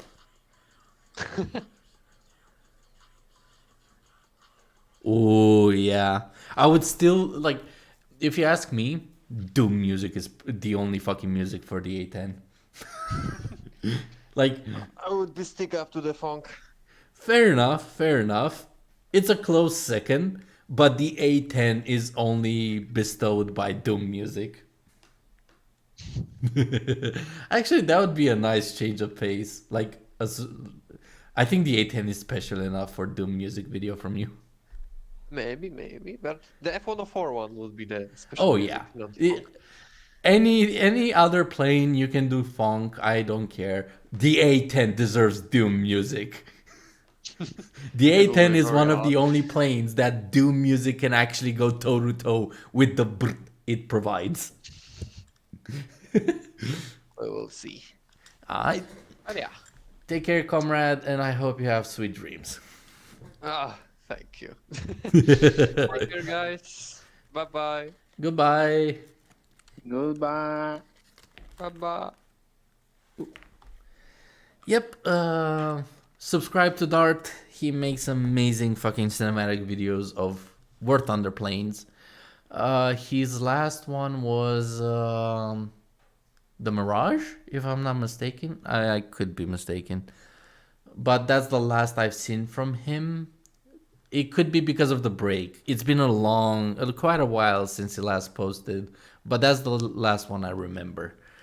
I need to check his channel again. Wait, actually, let me quickly check if the Mirage was the last of his. Yeah, the Mirage was his last uploaded. So yeah, I'm not a traitor. But yeah, You dodged the bullet this time. Dart makes amazing cinematics, and he has amazing editing skills. So check out his channel. He deserves every subscriber on the planet, and genuinely makes much better. Like, his content quality wise is on par with mine, if you ask me. Like, we both strive to put out the best content we can, and whenever we notice mistakes, we learn from them. We make sure we don't repeat them, and we try to keep up the good work. But at the end of the day, YouTube is our part-time hobby for now. We're hoping to turn into full-time YouTubers at some point and give you even more higher quality content. So yeah, let's get back to the horrible video we were watching. Of the most wish-listed upcoming What? I'm gonna shoot myself. Why? Why not? Because you have something to live for? Yeah. That was not a very comforting yeah.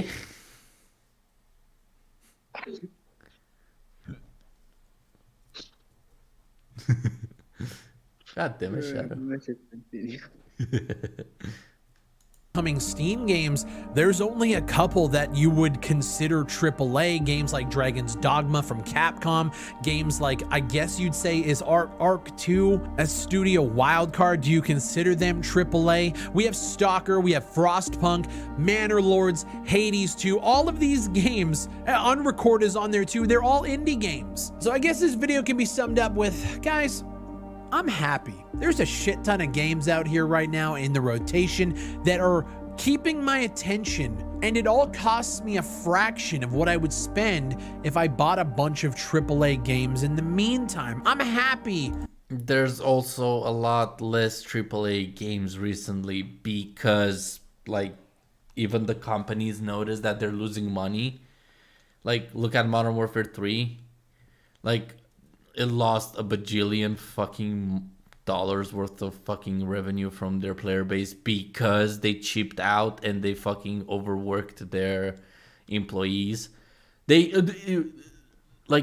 managed to get a good campaign out of it. I'm surprised they managed to get that right out of everything, considering storytelling is one of the most difficult parts of it. But come on. Like, even Call of Duty hit the fucking worst possible fucking quality margin. Also, it's like fresh 2024, where like 3 months in and nothing came out AAA wise. Like, there's no big games besides what Suicide Squad kills the Justice League. I think that's the only one that actually, like, that is the most recent.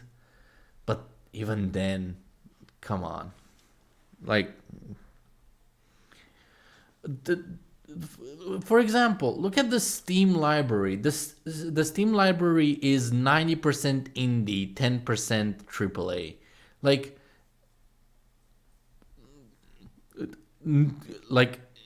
to meme, you have fucking Hitler Hentai Simulator, for fuck's sake. Like, one of the first fucking games that's, like, recommended to fresh accounts on Steam. Like, the amount of indie games in general on Steam is like 10, like 80 to 90% compared to AAA games.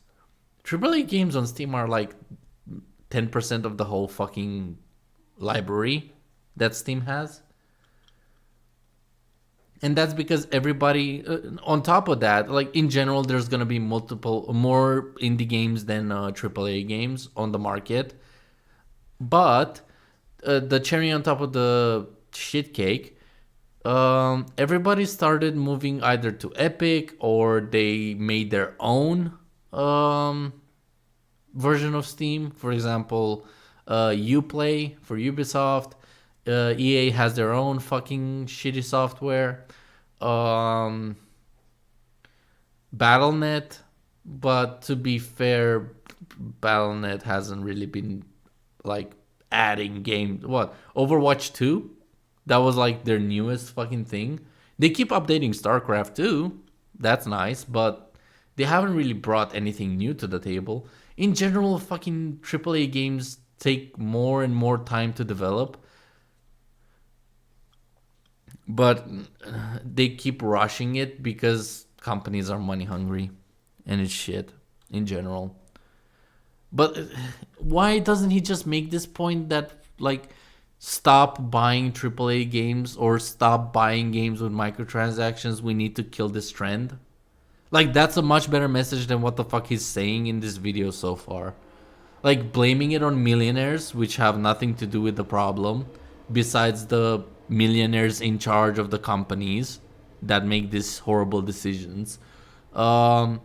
He blamed it on the economy, which is why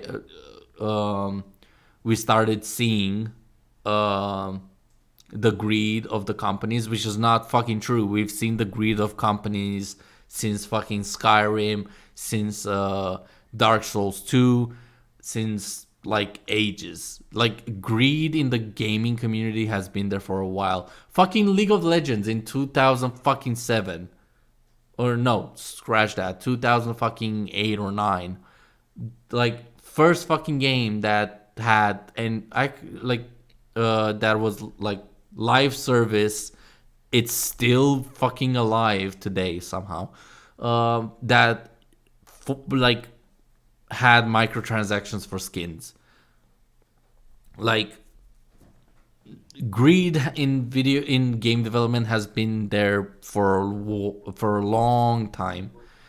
We only notice it now because Fortnite made it a fucking like trend. Oh, battle passes. People will just pay for a battle pass. It doesn't matter how shit our game is. People will pay for it because it's popular and it's fresh and it's cool and whatnot. But the fucking fresh, quote unquote, freshness and the popularity was just them being cringe and copycats. Now, all the games are open world. All the games are third fucking person, most of them. All games have a battle pass. Like, at this point, you cannot even distinguish the fucking AAA games between each other anymore. Like, I don't know if I'm playing a fucking AAA game from Ubisoft, from EA, or from any other fucking company. Activision, you name it. Like, they're all almost identical in, like, the look of... They're like Apple. It looks nice and fancy, but it's shit on the inside. And people just keep fucking drooling over the looks and the design. And now, when the design that barely fucking changes anymore, like Apple is now, they've, like, their biggest fucking leap in design from the iPhone 5 was the iPhone X. Fucking what? 5 years later? And since the iPhone X, they haven't looked fucking different. They all their phones look the same since. And like, even Apple users are starting to wake up and be like, yeah, Apple's kind of shit.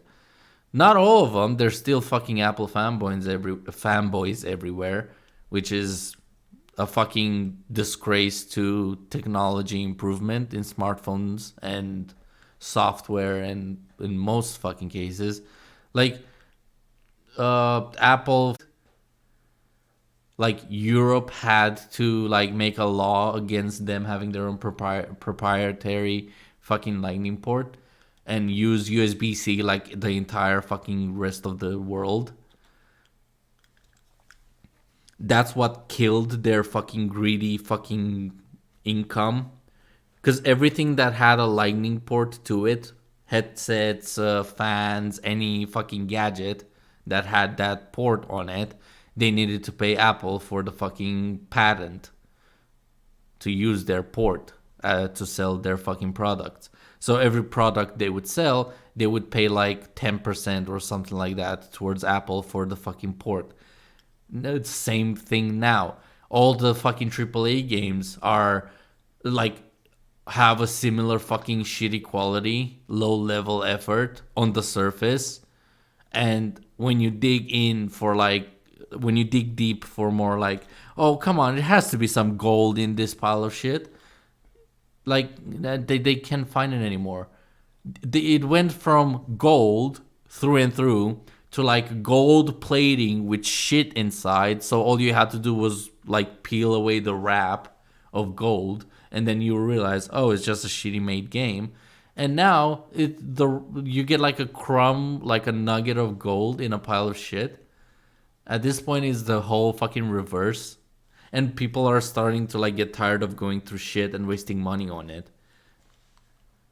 Like the casuals stopped fucking giving a shit to like go through all of the problems of a game to actually find something good to like. It took what, 15 years roughly for people to like, even for the casuals to like, yeah, games are kind of shit now from Ubisoft, EA. Like, we've been screaming that since 2016, 2015, when FIFA was out like greedy bastards. And you had Battlefront, the original, well, not the original, the EA Battlefront with the microtransactions and the time limit. Yeah, you had, for example, to unlock Vader, it would take you a whole fucking year of grind without wasting money on the game. And that was only because you were limited an X amount of credits for the character per day, which was like showing their greed. Like, this shit has been happening for fucking ages, yet this motherfucker makes it sound like it's fresh fucking information. Like, come on. That Skull and Bones is struggling to find relevancy because that might signal to Ubisoft that this isn't what we fucking wanted. Ubisoft will never fucking listen. Look at fucking Mirage. Assassin's Creed Mirage. We're back to square one. We're back to the roots of Assassin's Creed. No, it was just a fucking cash grab. They lied about back to the roots. They fucking showed Masyaf in a cutscene, and that's it. They fucking lured the Assassin's Creed 1 fans to buy the game because they fucking teased them with Masyaf and the origin of Altair's version of the Assassins. Because the Assassins have been all over the place throughout time. It's just, oh, we've never seen the origin of Altair's Assassins group. We saw in Assassin's Creed 2 how Ezio's Assassins started. We saw in Assassin's Creed 3 how Connor's Assassins died out and started again because of Connor. Then we had Black Flag, which had the Assassins already there. We just didn't give a shit about them in the story. They were just there. And Edward was like a bounty hunter more than anything in terms of like what the character meant for the story. He was a pirate through and through. It's just, yeah, he took the role. Basically, he was the role of bounty hunter for the Creed. Like, they're remaking shit, just luring people with fucking nostalgia, and like, that's why Ubisoft will never fucking listen, because they just did it like last year. Happy that Suicide Squad Kill the Justice League is struggling to find a player base, because that might signify to Warner Brothers that you have squandered Rocksteady's talent making a live service single player title. I'm happy that Helldivers 2 is everywhere. You go to TikTok, you go to Instagram, it is being talked about.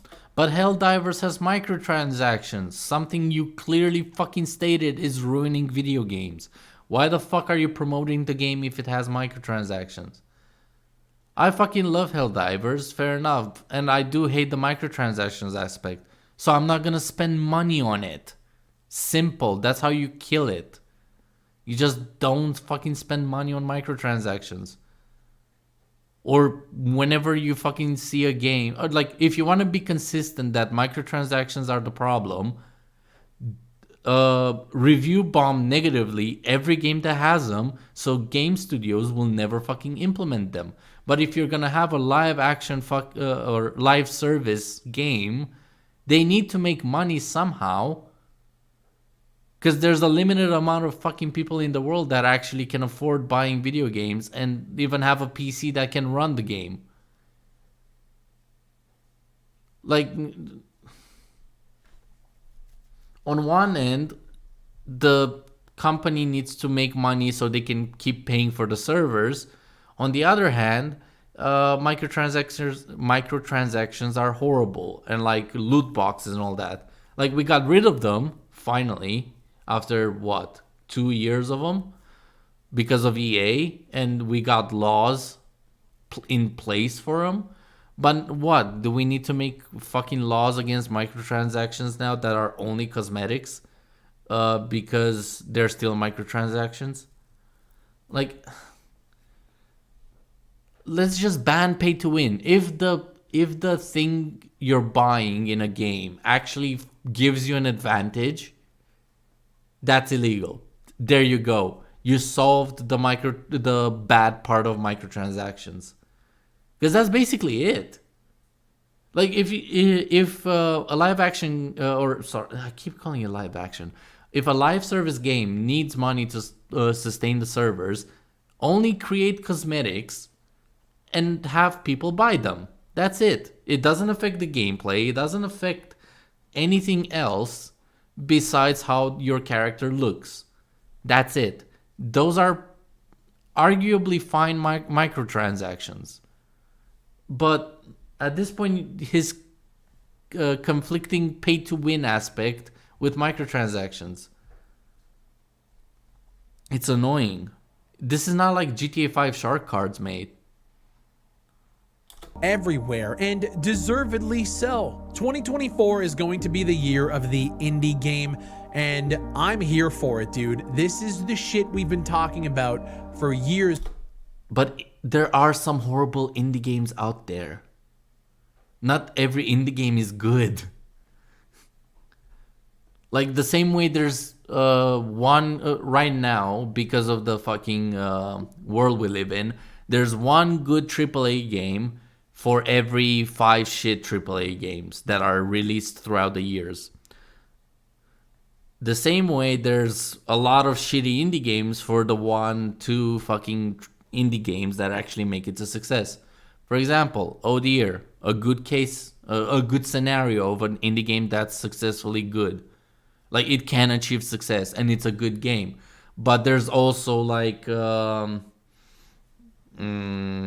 Among Us, for example. Yeah, it was successful and the game was good for a while, but at the end of the day, they still fucking ruined it by updating it for what the community wanted, and the community was basically children, most of it. I played like 2 months ago Among Us just for shits and giggles. And the game is like night and day compared to what it used to be. It's not really strategic anymore. You have like 16 people in one fucking round. And you have like a lot more like cosmetics you need to pay for, buy, and all that shit. Like even at the start, you had to buy the cosmetics, which is like fair in the game. You paid 1 cent for them or something, but now they're just horrible.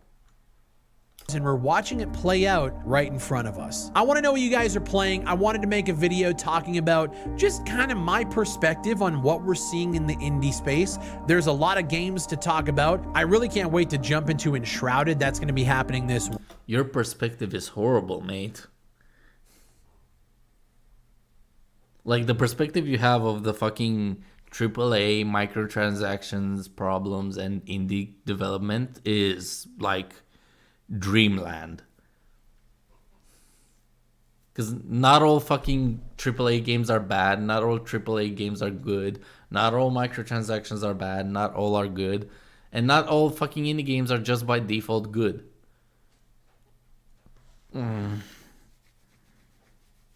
Play indie games, even though some of them are shit and are really worth your time. Like, go to Steam, look at the indie game tab. Let's see how many fucking people actually play any of the fucking indie games out there.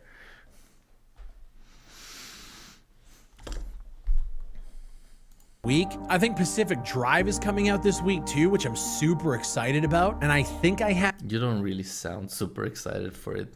a key for it, so we're probably going to be playing that on stream this week. There's just a lot of good shit going on right now, and I think we can get caught up in the fact that these games are coming out bad, but you look around the corner and there's 4 more bangers that are a fraction of the price that are coming out and just taking the world by storm.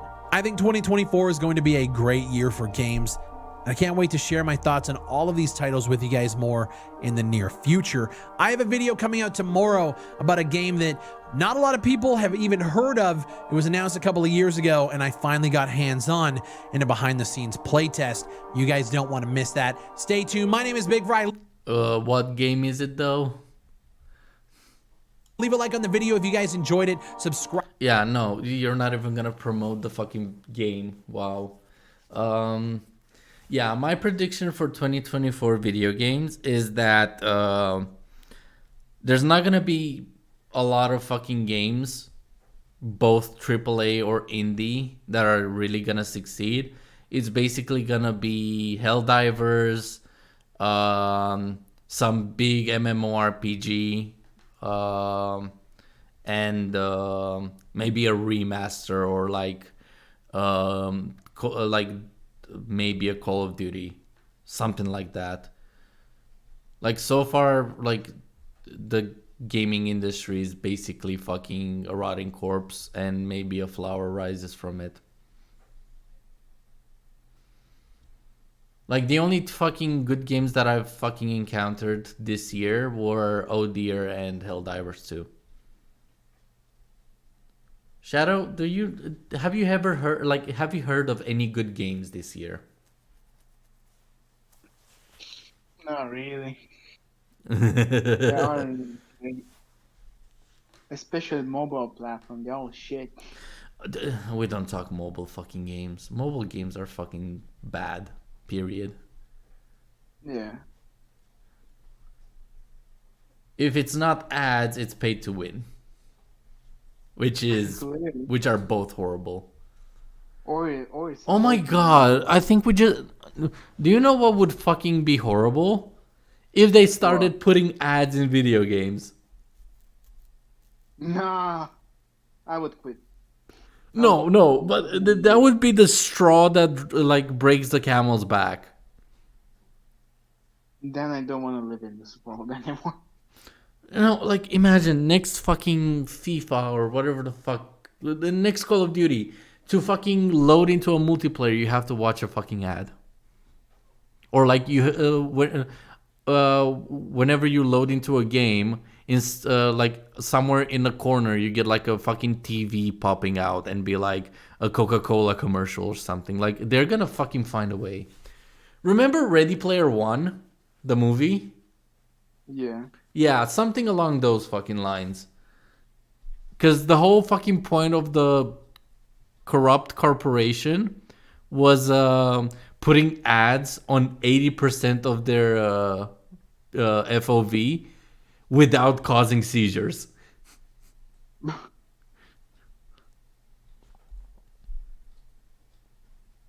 Like, as terrifying as it is to think that Ready Player One is becoming a reality, It fucking is becoming a reality. We have Vision Pros that look like the fucking goggles from Ready Player One.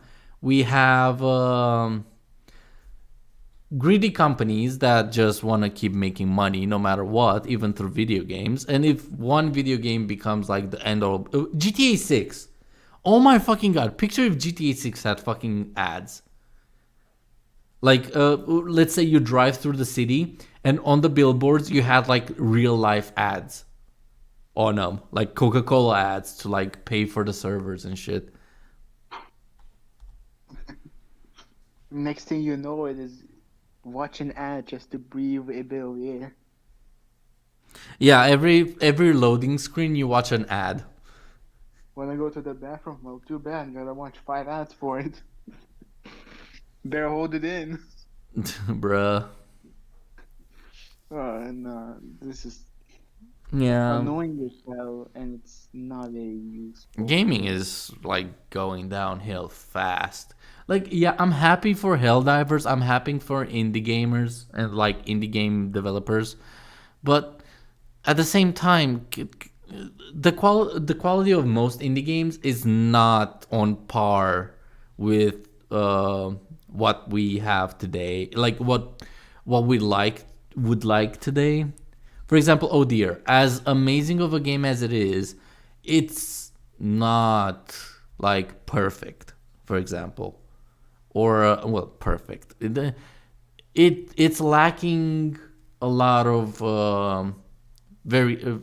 variation to it because it's basically repetitive gameplay. Like we don't get games that are like puzzle solving 3D platformers, kind of like Tomb Raider used to be when it got created.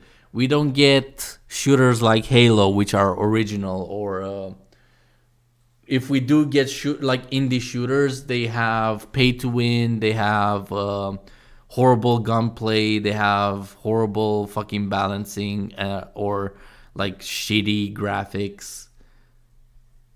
Like like the indie scene is not as amazing as this fucker makes it out to be, which is sad. Like I do want the indie games to fucking win in this war between indie and AAA, but at the same time, it doesn't promise us anything. Because indie games. Oh, I'm an indie developer and I'm gonna start a GoFundMe. Like, pay me with the budget of $100,000. I'm gonna make an amazing game, and then you get a shitty fucking game, and the rest of the money got spent on something else.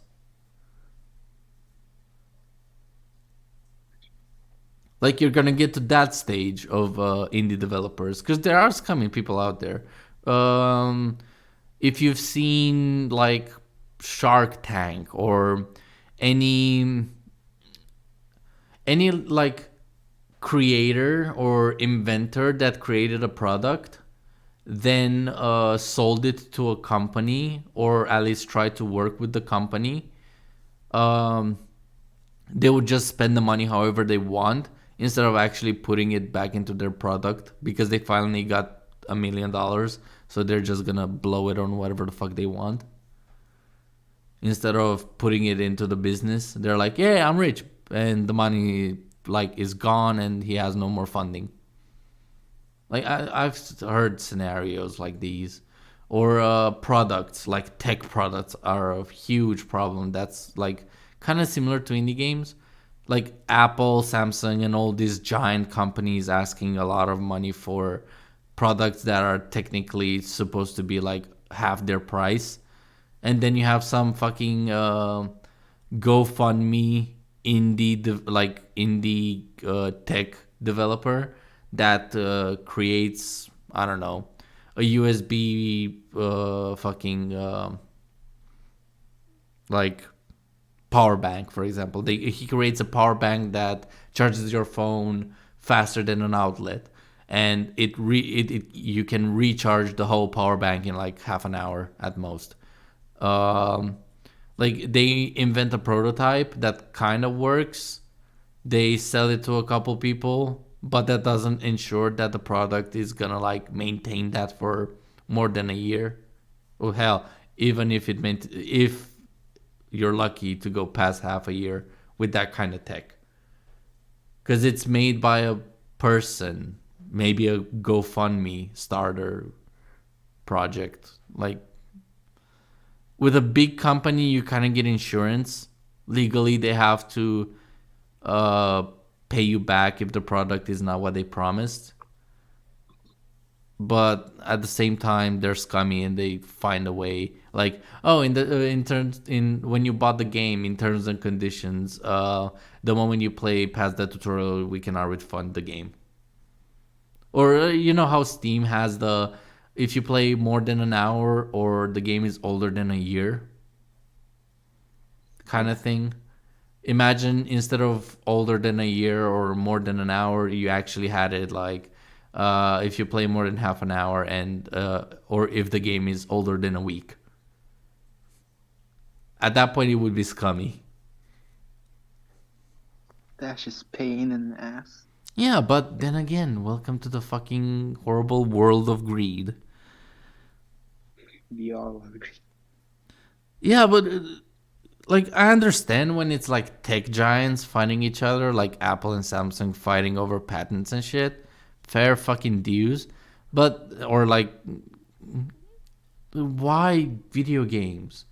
It's a hobby. Like why the fuck do you have to be a scummy business cunt in a domain that's mainly focused on making people happy?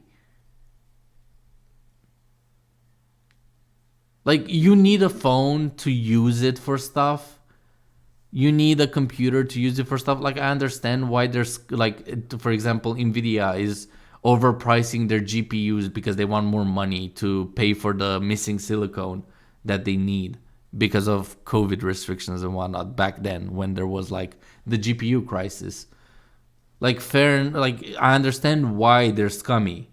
But being scummy in game development, like, come on. This is like a hobby for most people. Yeah, you can turn it into a fucking job, but that, come on, just let people be happy. Why do you have to be a greedy fucking business bastard in this domain? I guess it's easy to manipulate people. Like, ooh, shiny keys. Ooh, you want a new beautiful skin on this weapon that you constantly use? Here you go, pay $20. Which It's is too much a baby seeing your dad's keys. well, there's a reason why the saying goes dangling keys. For example, Star Wars: The Force Awakens. Oh, you get to meet Han, you get to meet Luke, you defeat a Sith. You meet Leia. You're impressive to Han Solo. You meet Chewie. You meet R2. Like it was basically created in such a way that a fan would love the movie, and you can replace Rey with yourself. That was the whole fucking point. Like you're watching the adventure of Rey as if you are the fucking character. Oh, you find Anakin's old lightsaber. Ah, you're impressive to Han Solo. Ah, you're flying the Millennium Falcon. All that shit. Like, on the surface, yeah, you feel happy that you're getting what you wanted, but at the same time, they wrote it horribly and they ruined the world. They ruined the characters. Han is a fucking old grumpy bastard that abandoned Leia and his child to be a bounty hunter like he used to be in the first movie. Like, what the fuck? Only because you wanted him to meet Rey at that specific time after she flew the Falcon for a joyride. Like, come on. The dangling keys, that, like, shock and awe. That's everything nowadays. They lure you in with something shiny or beautiful that you want, and then they pull the rug under you and like, oh, you have to pay $20.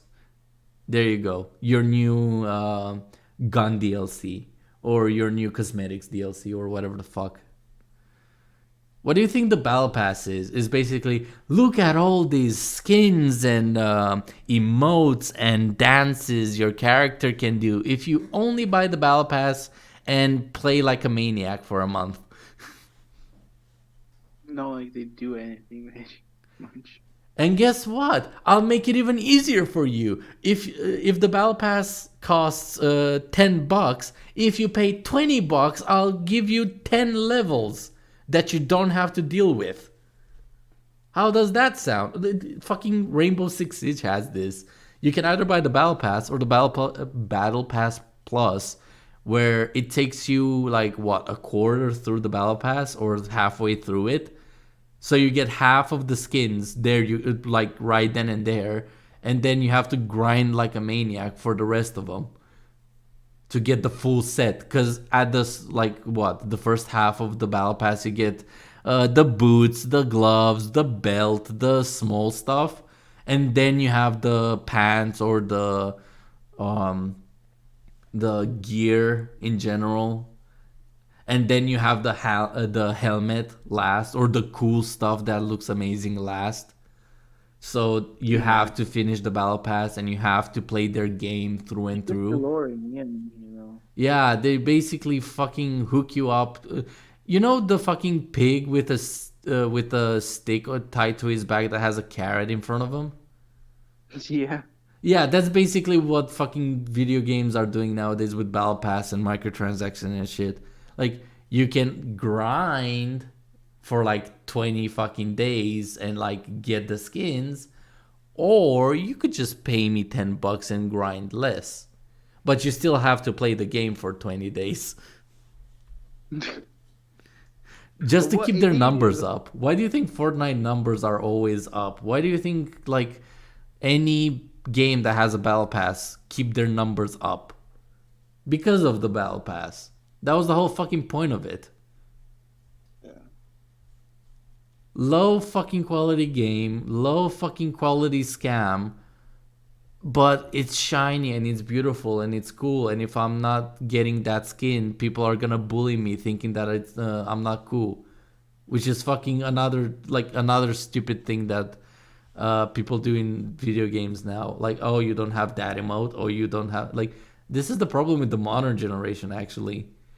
Like, oh, you don't have the fucking gritty skin or the gritty dance. Fuck off, you're lame.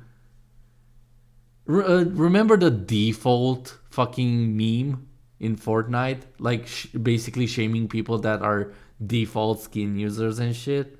I was like, yeah, fair enough. I have a life. I'm not gonna spend my entire fucking life on Fortnite for your stupid ass skins and dances that you stole from content creators. Yeah, there's a lot of problems with the gaming industry nowadays. And AAA games versus indie games, because of microtransactions, it's like a nail in a haystack of problems. The big problem is greed. The second big problem is the stupidity of fucking casual players. But when even the casual players are like, ew, you're scummy, you're forcing me to play this game. Even they wake up and realize, yeah, I'm gonna go play an indie game which is half the price. That's when you know you fucked up royally. Wait until they discover VR. Oh, like wait until the casuals get their hands on VR. That's gonna be cursed as hell. Oh, that's gonna be horrible. Because then you're gonna have even like VR already has an issue with like throw things at the wall and see what sticks in terms of game development.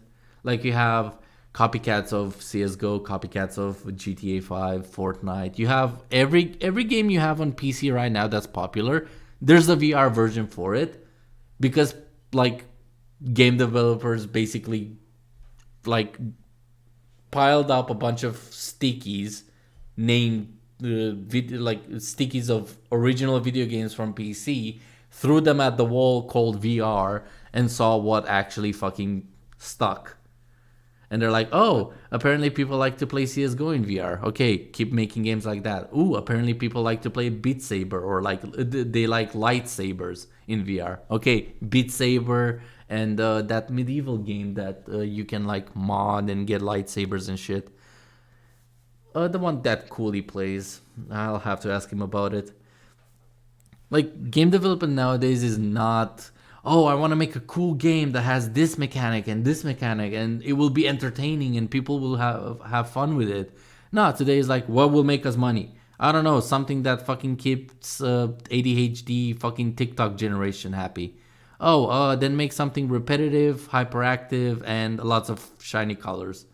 There you go. You have Suicide Squad kills the Justice League.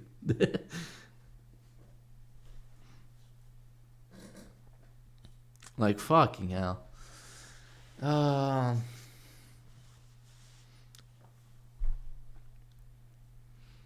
But I guess that basically concludes the podcast for now. If Dart was still here, we could have went over the Call of Duty video as well. Yeah, we could. Wait, do you want to go over the Call of Duty one? I mean, if we have enough time, I guess. Well, I don't have a time limit per se. It's more like, Well, oh wait, it's same already here. 12 o'clock. Damn. Yeah. For me, it's the first night. Oh yeah. Oh shit, I I don't have care. work tomorrow. I either way sleep for a whole day. The vacation flew away. The holiday basically flew away so quickly. Hold on, let me check my schedule real quick. Please have like a nice shift tomorrow.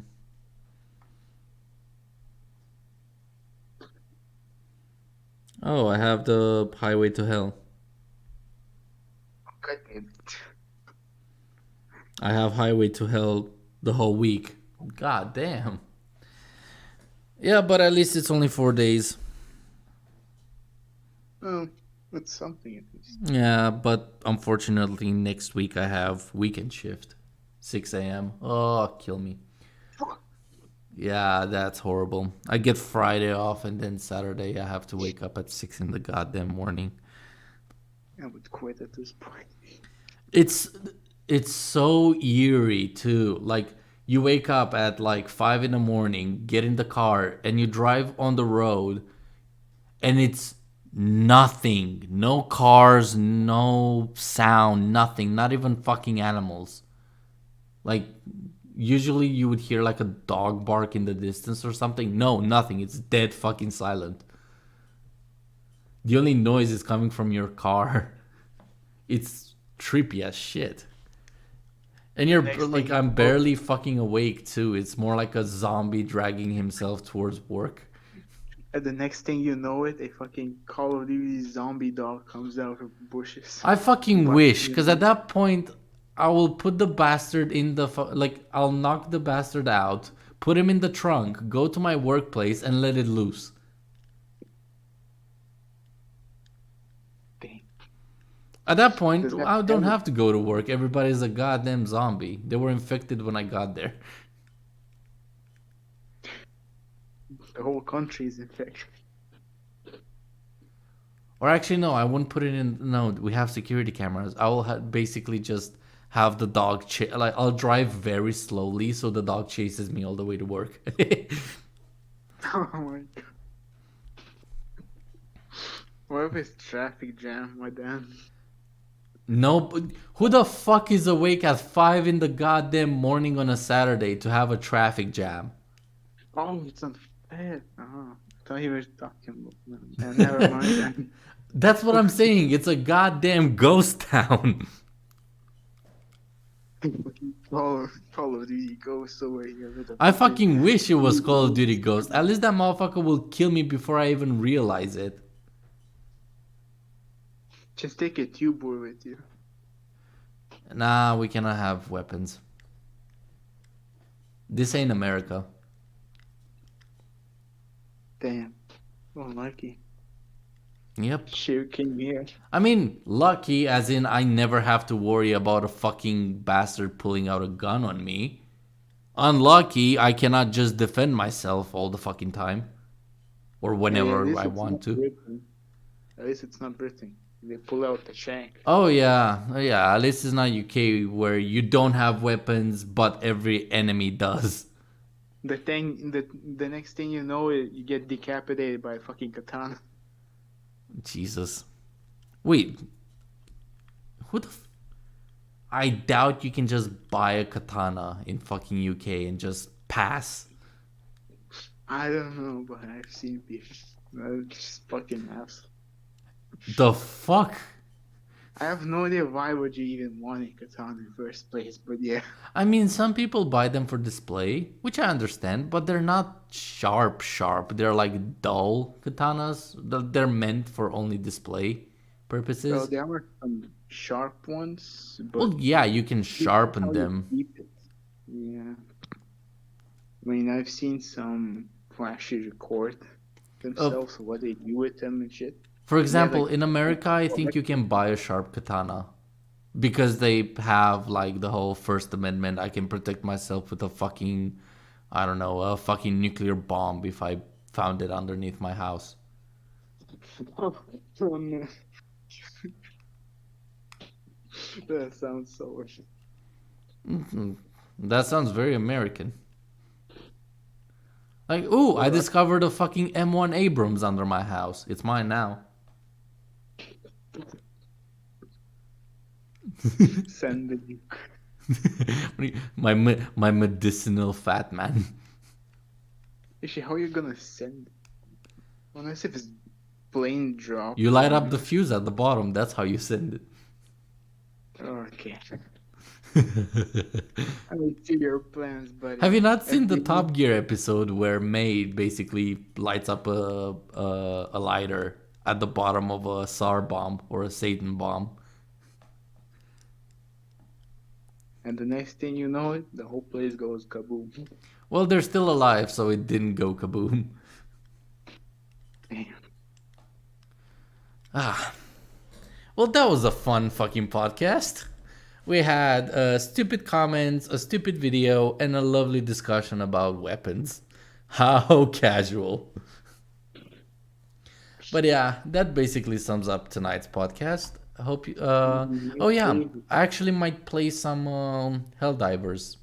Actually, I think I'll start a podcast, like a live stream, right after this, playing some Helldivers too. Okay. Alright. If you want, you can be on, or you can hop on. Not like I have anything to do. I'm still gonna be away for like 2 hours or some shit.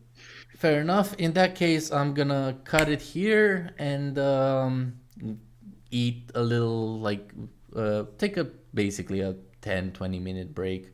And then we hop on Helldivers too. Alright. I'll also have to check up on the Thunderbirds for their practice. Okay.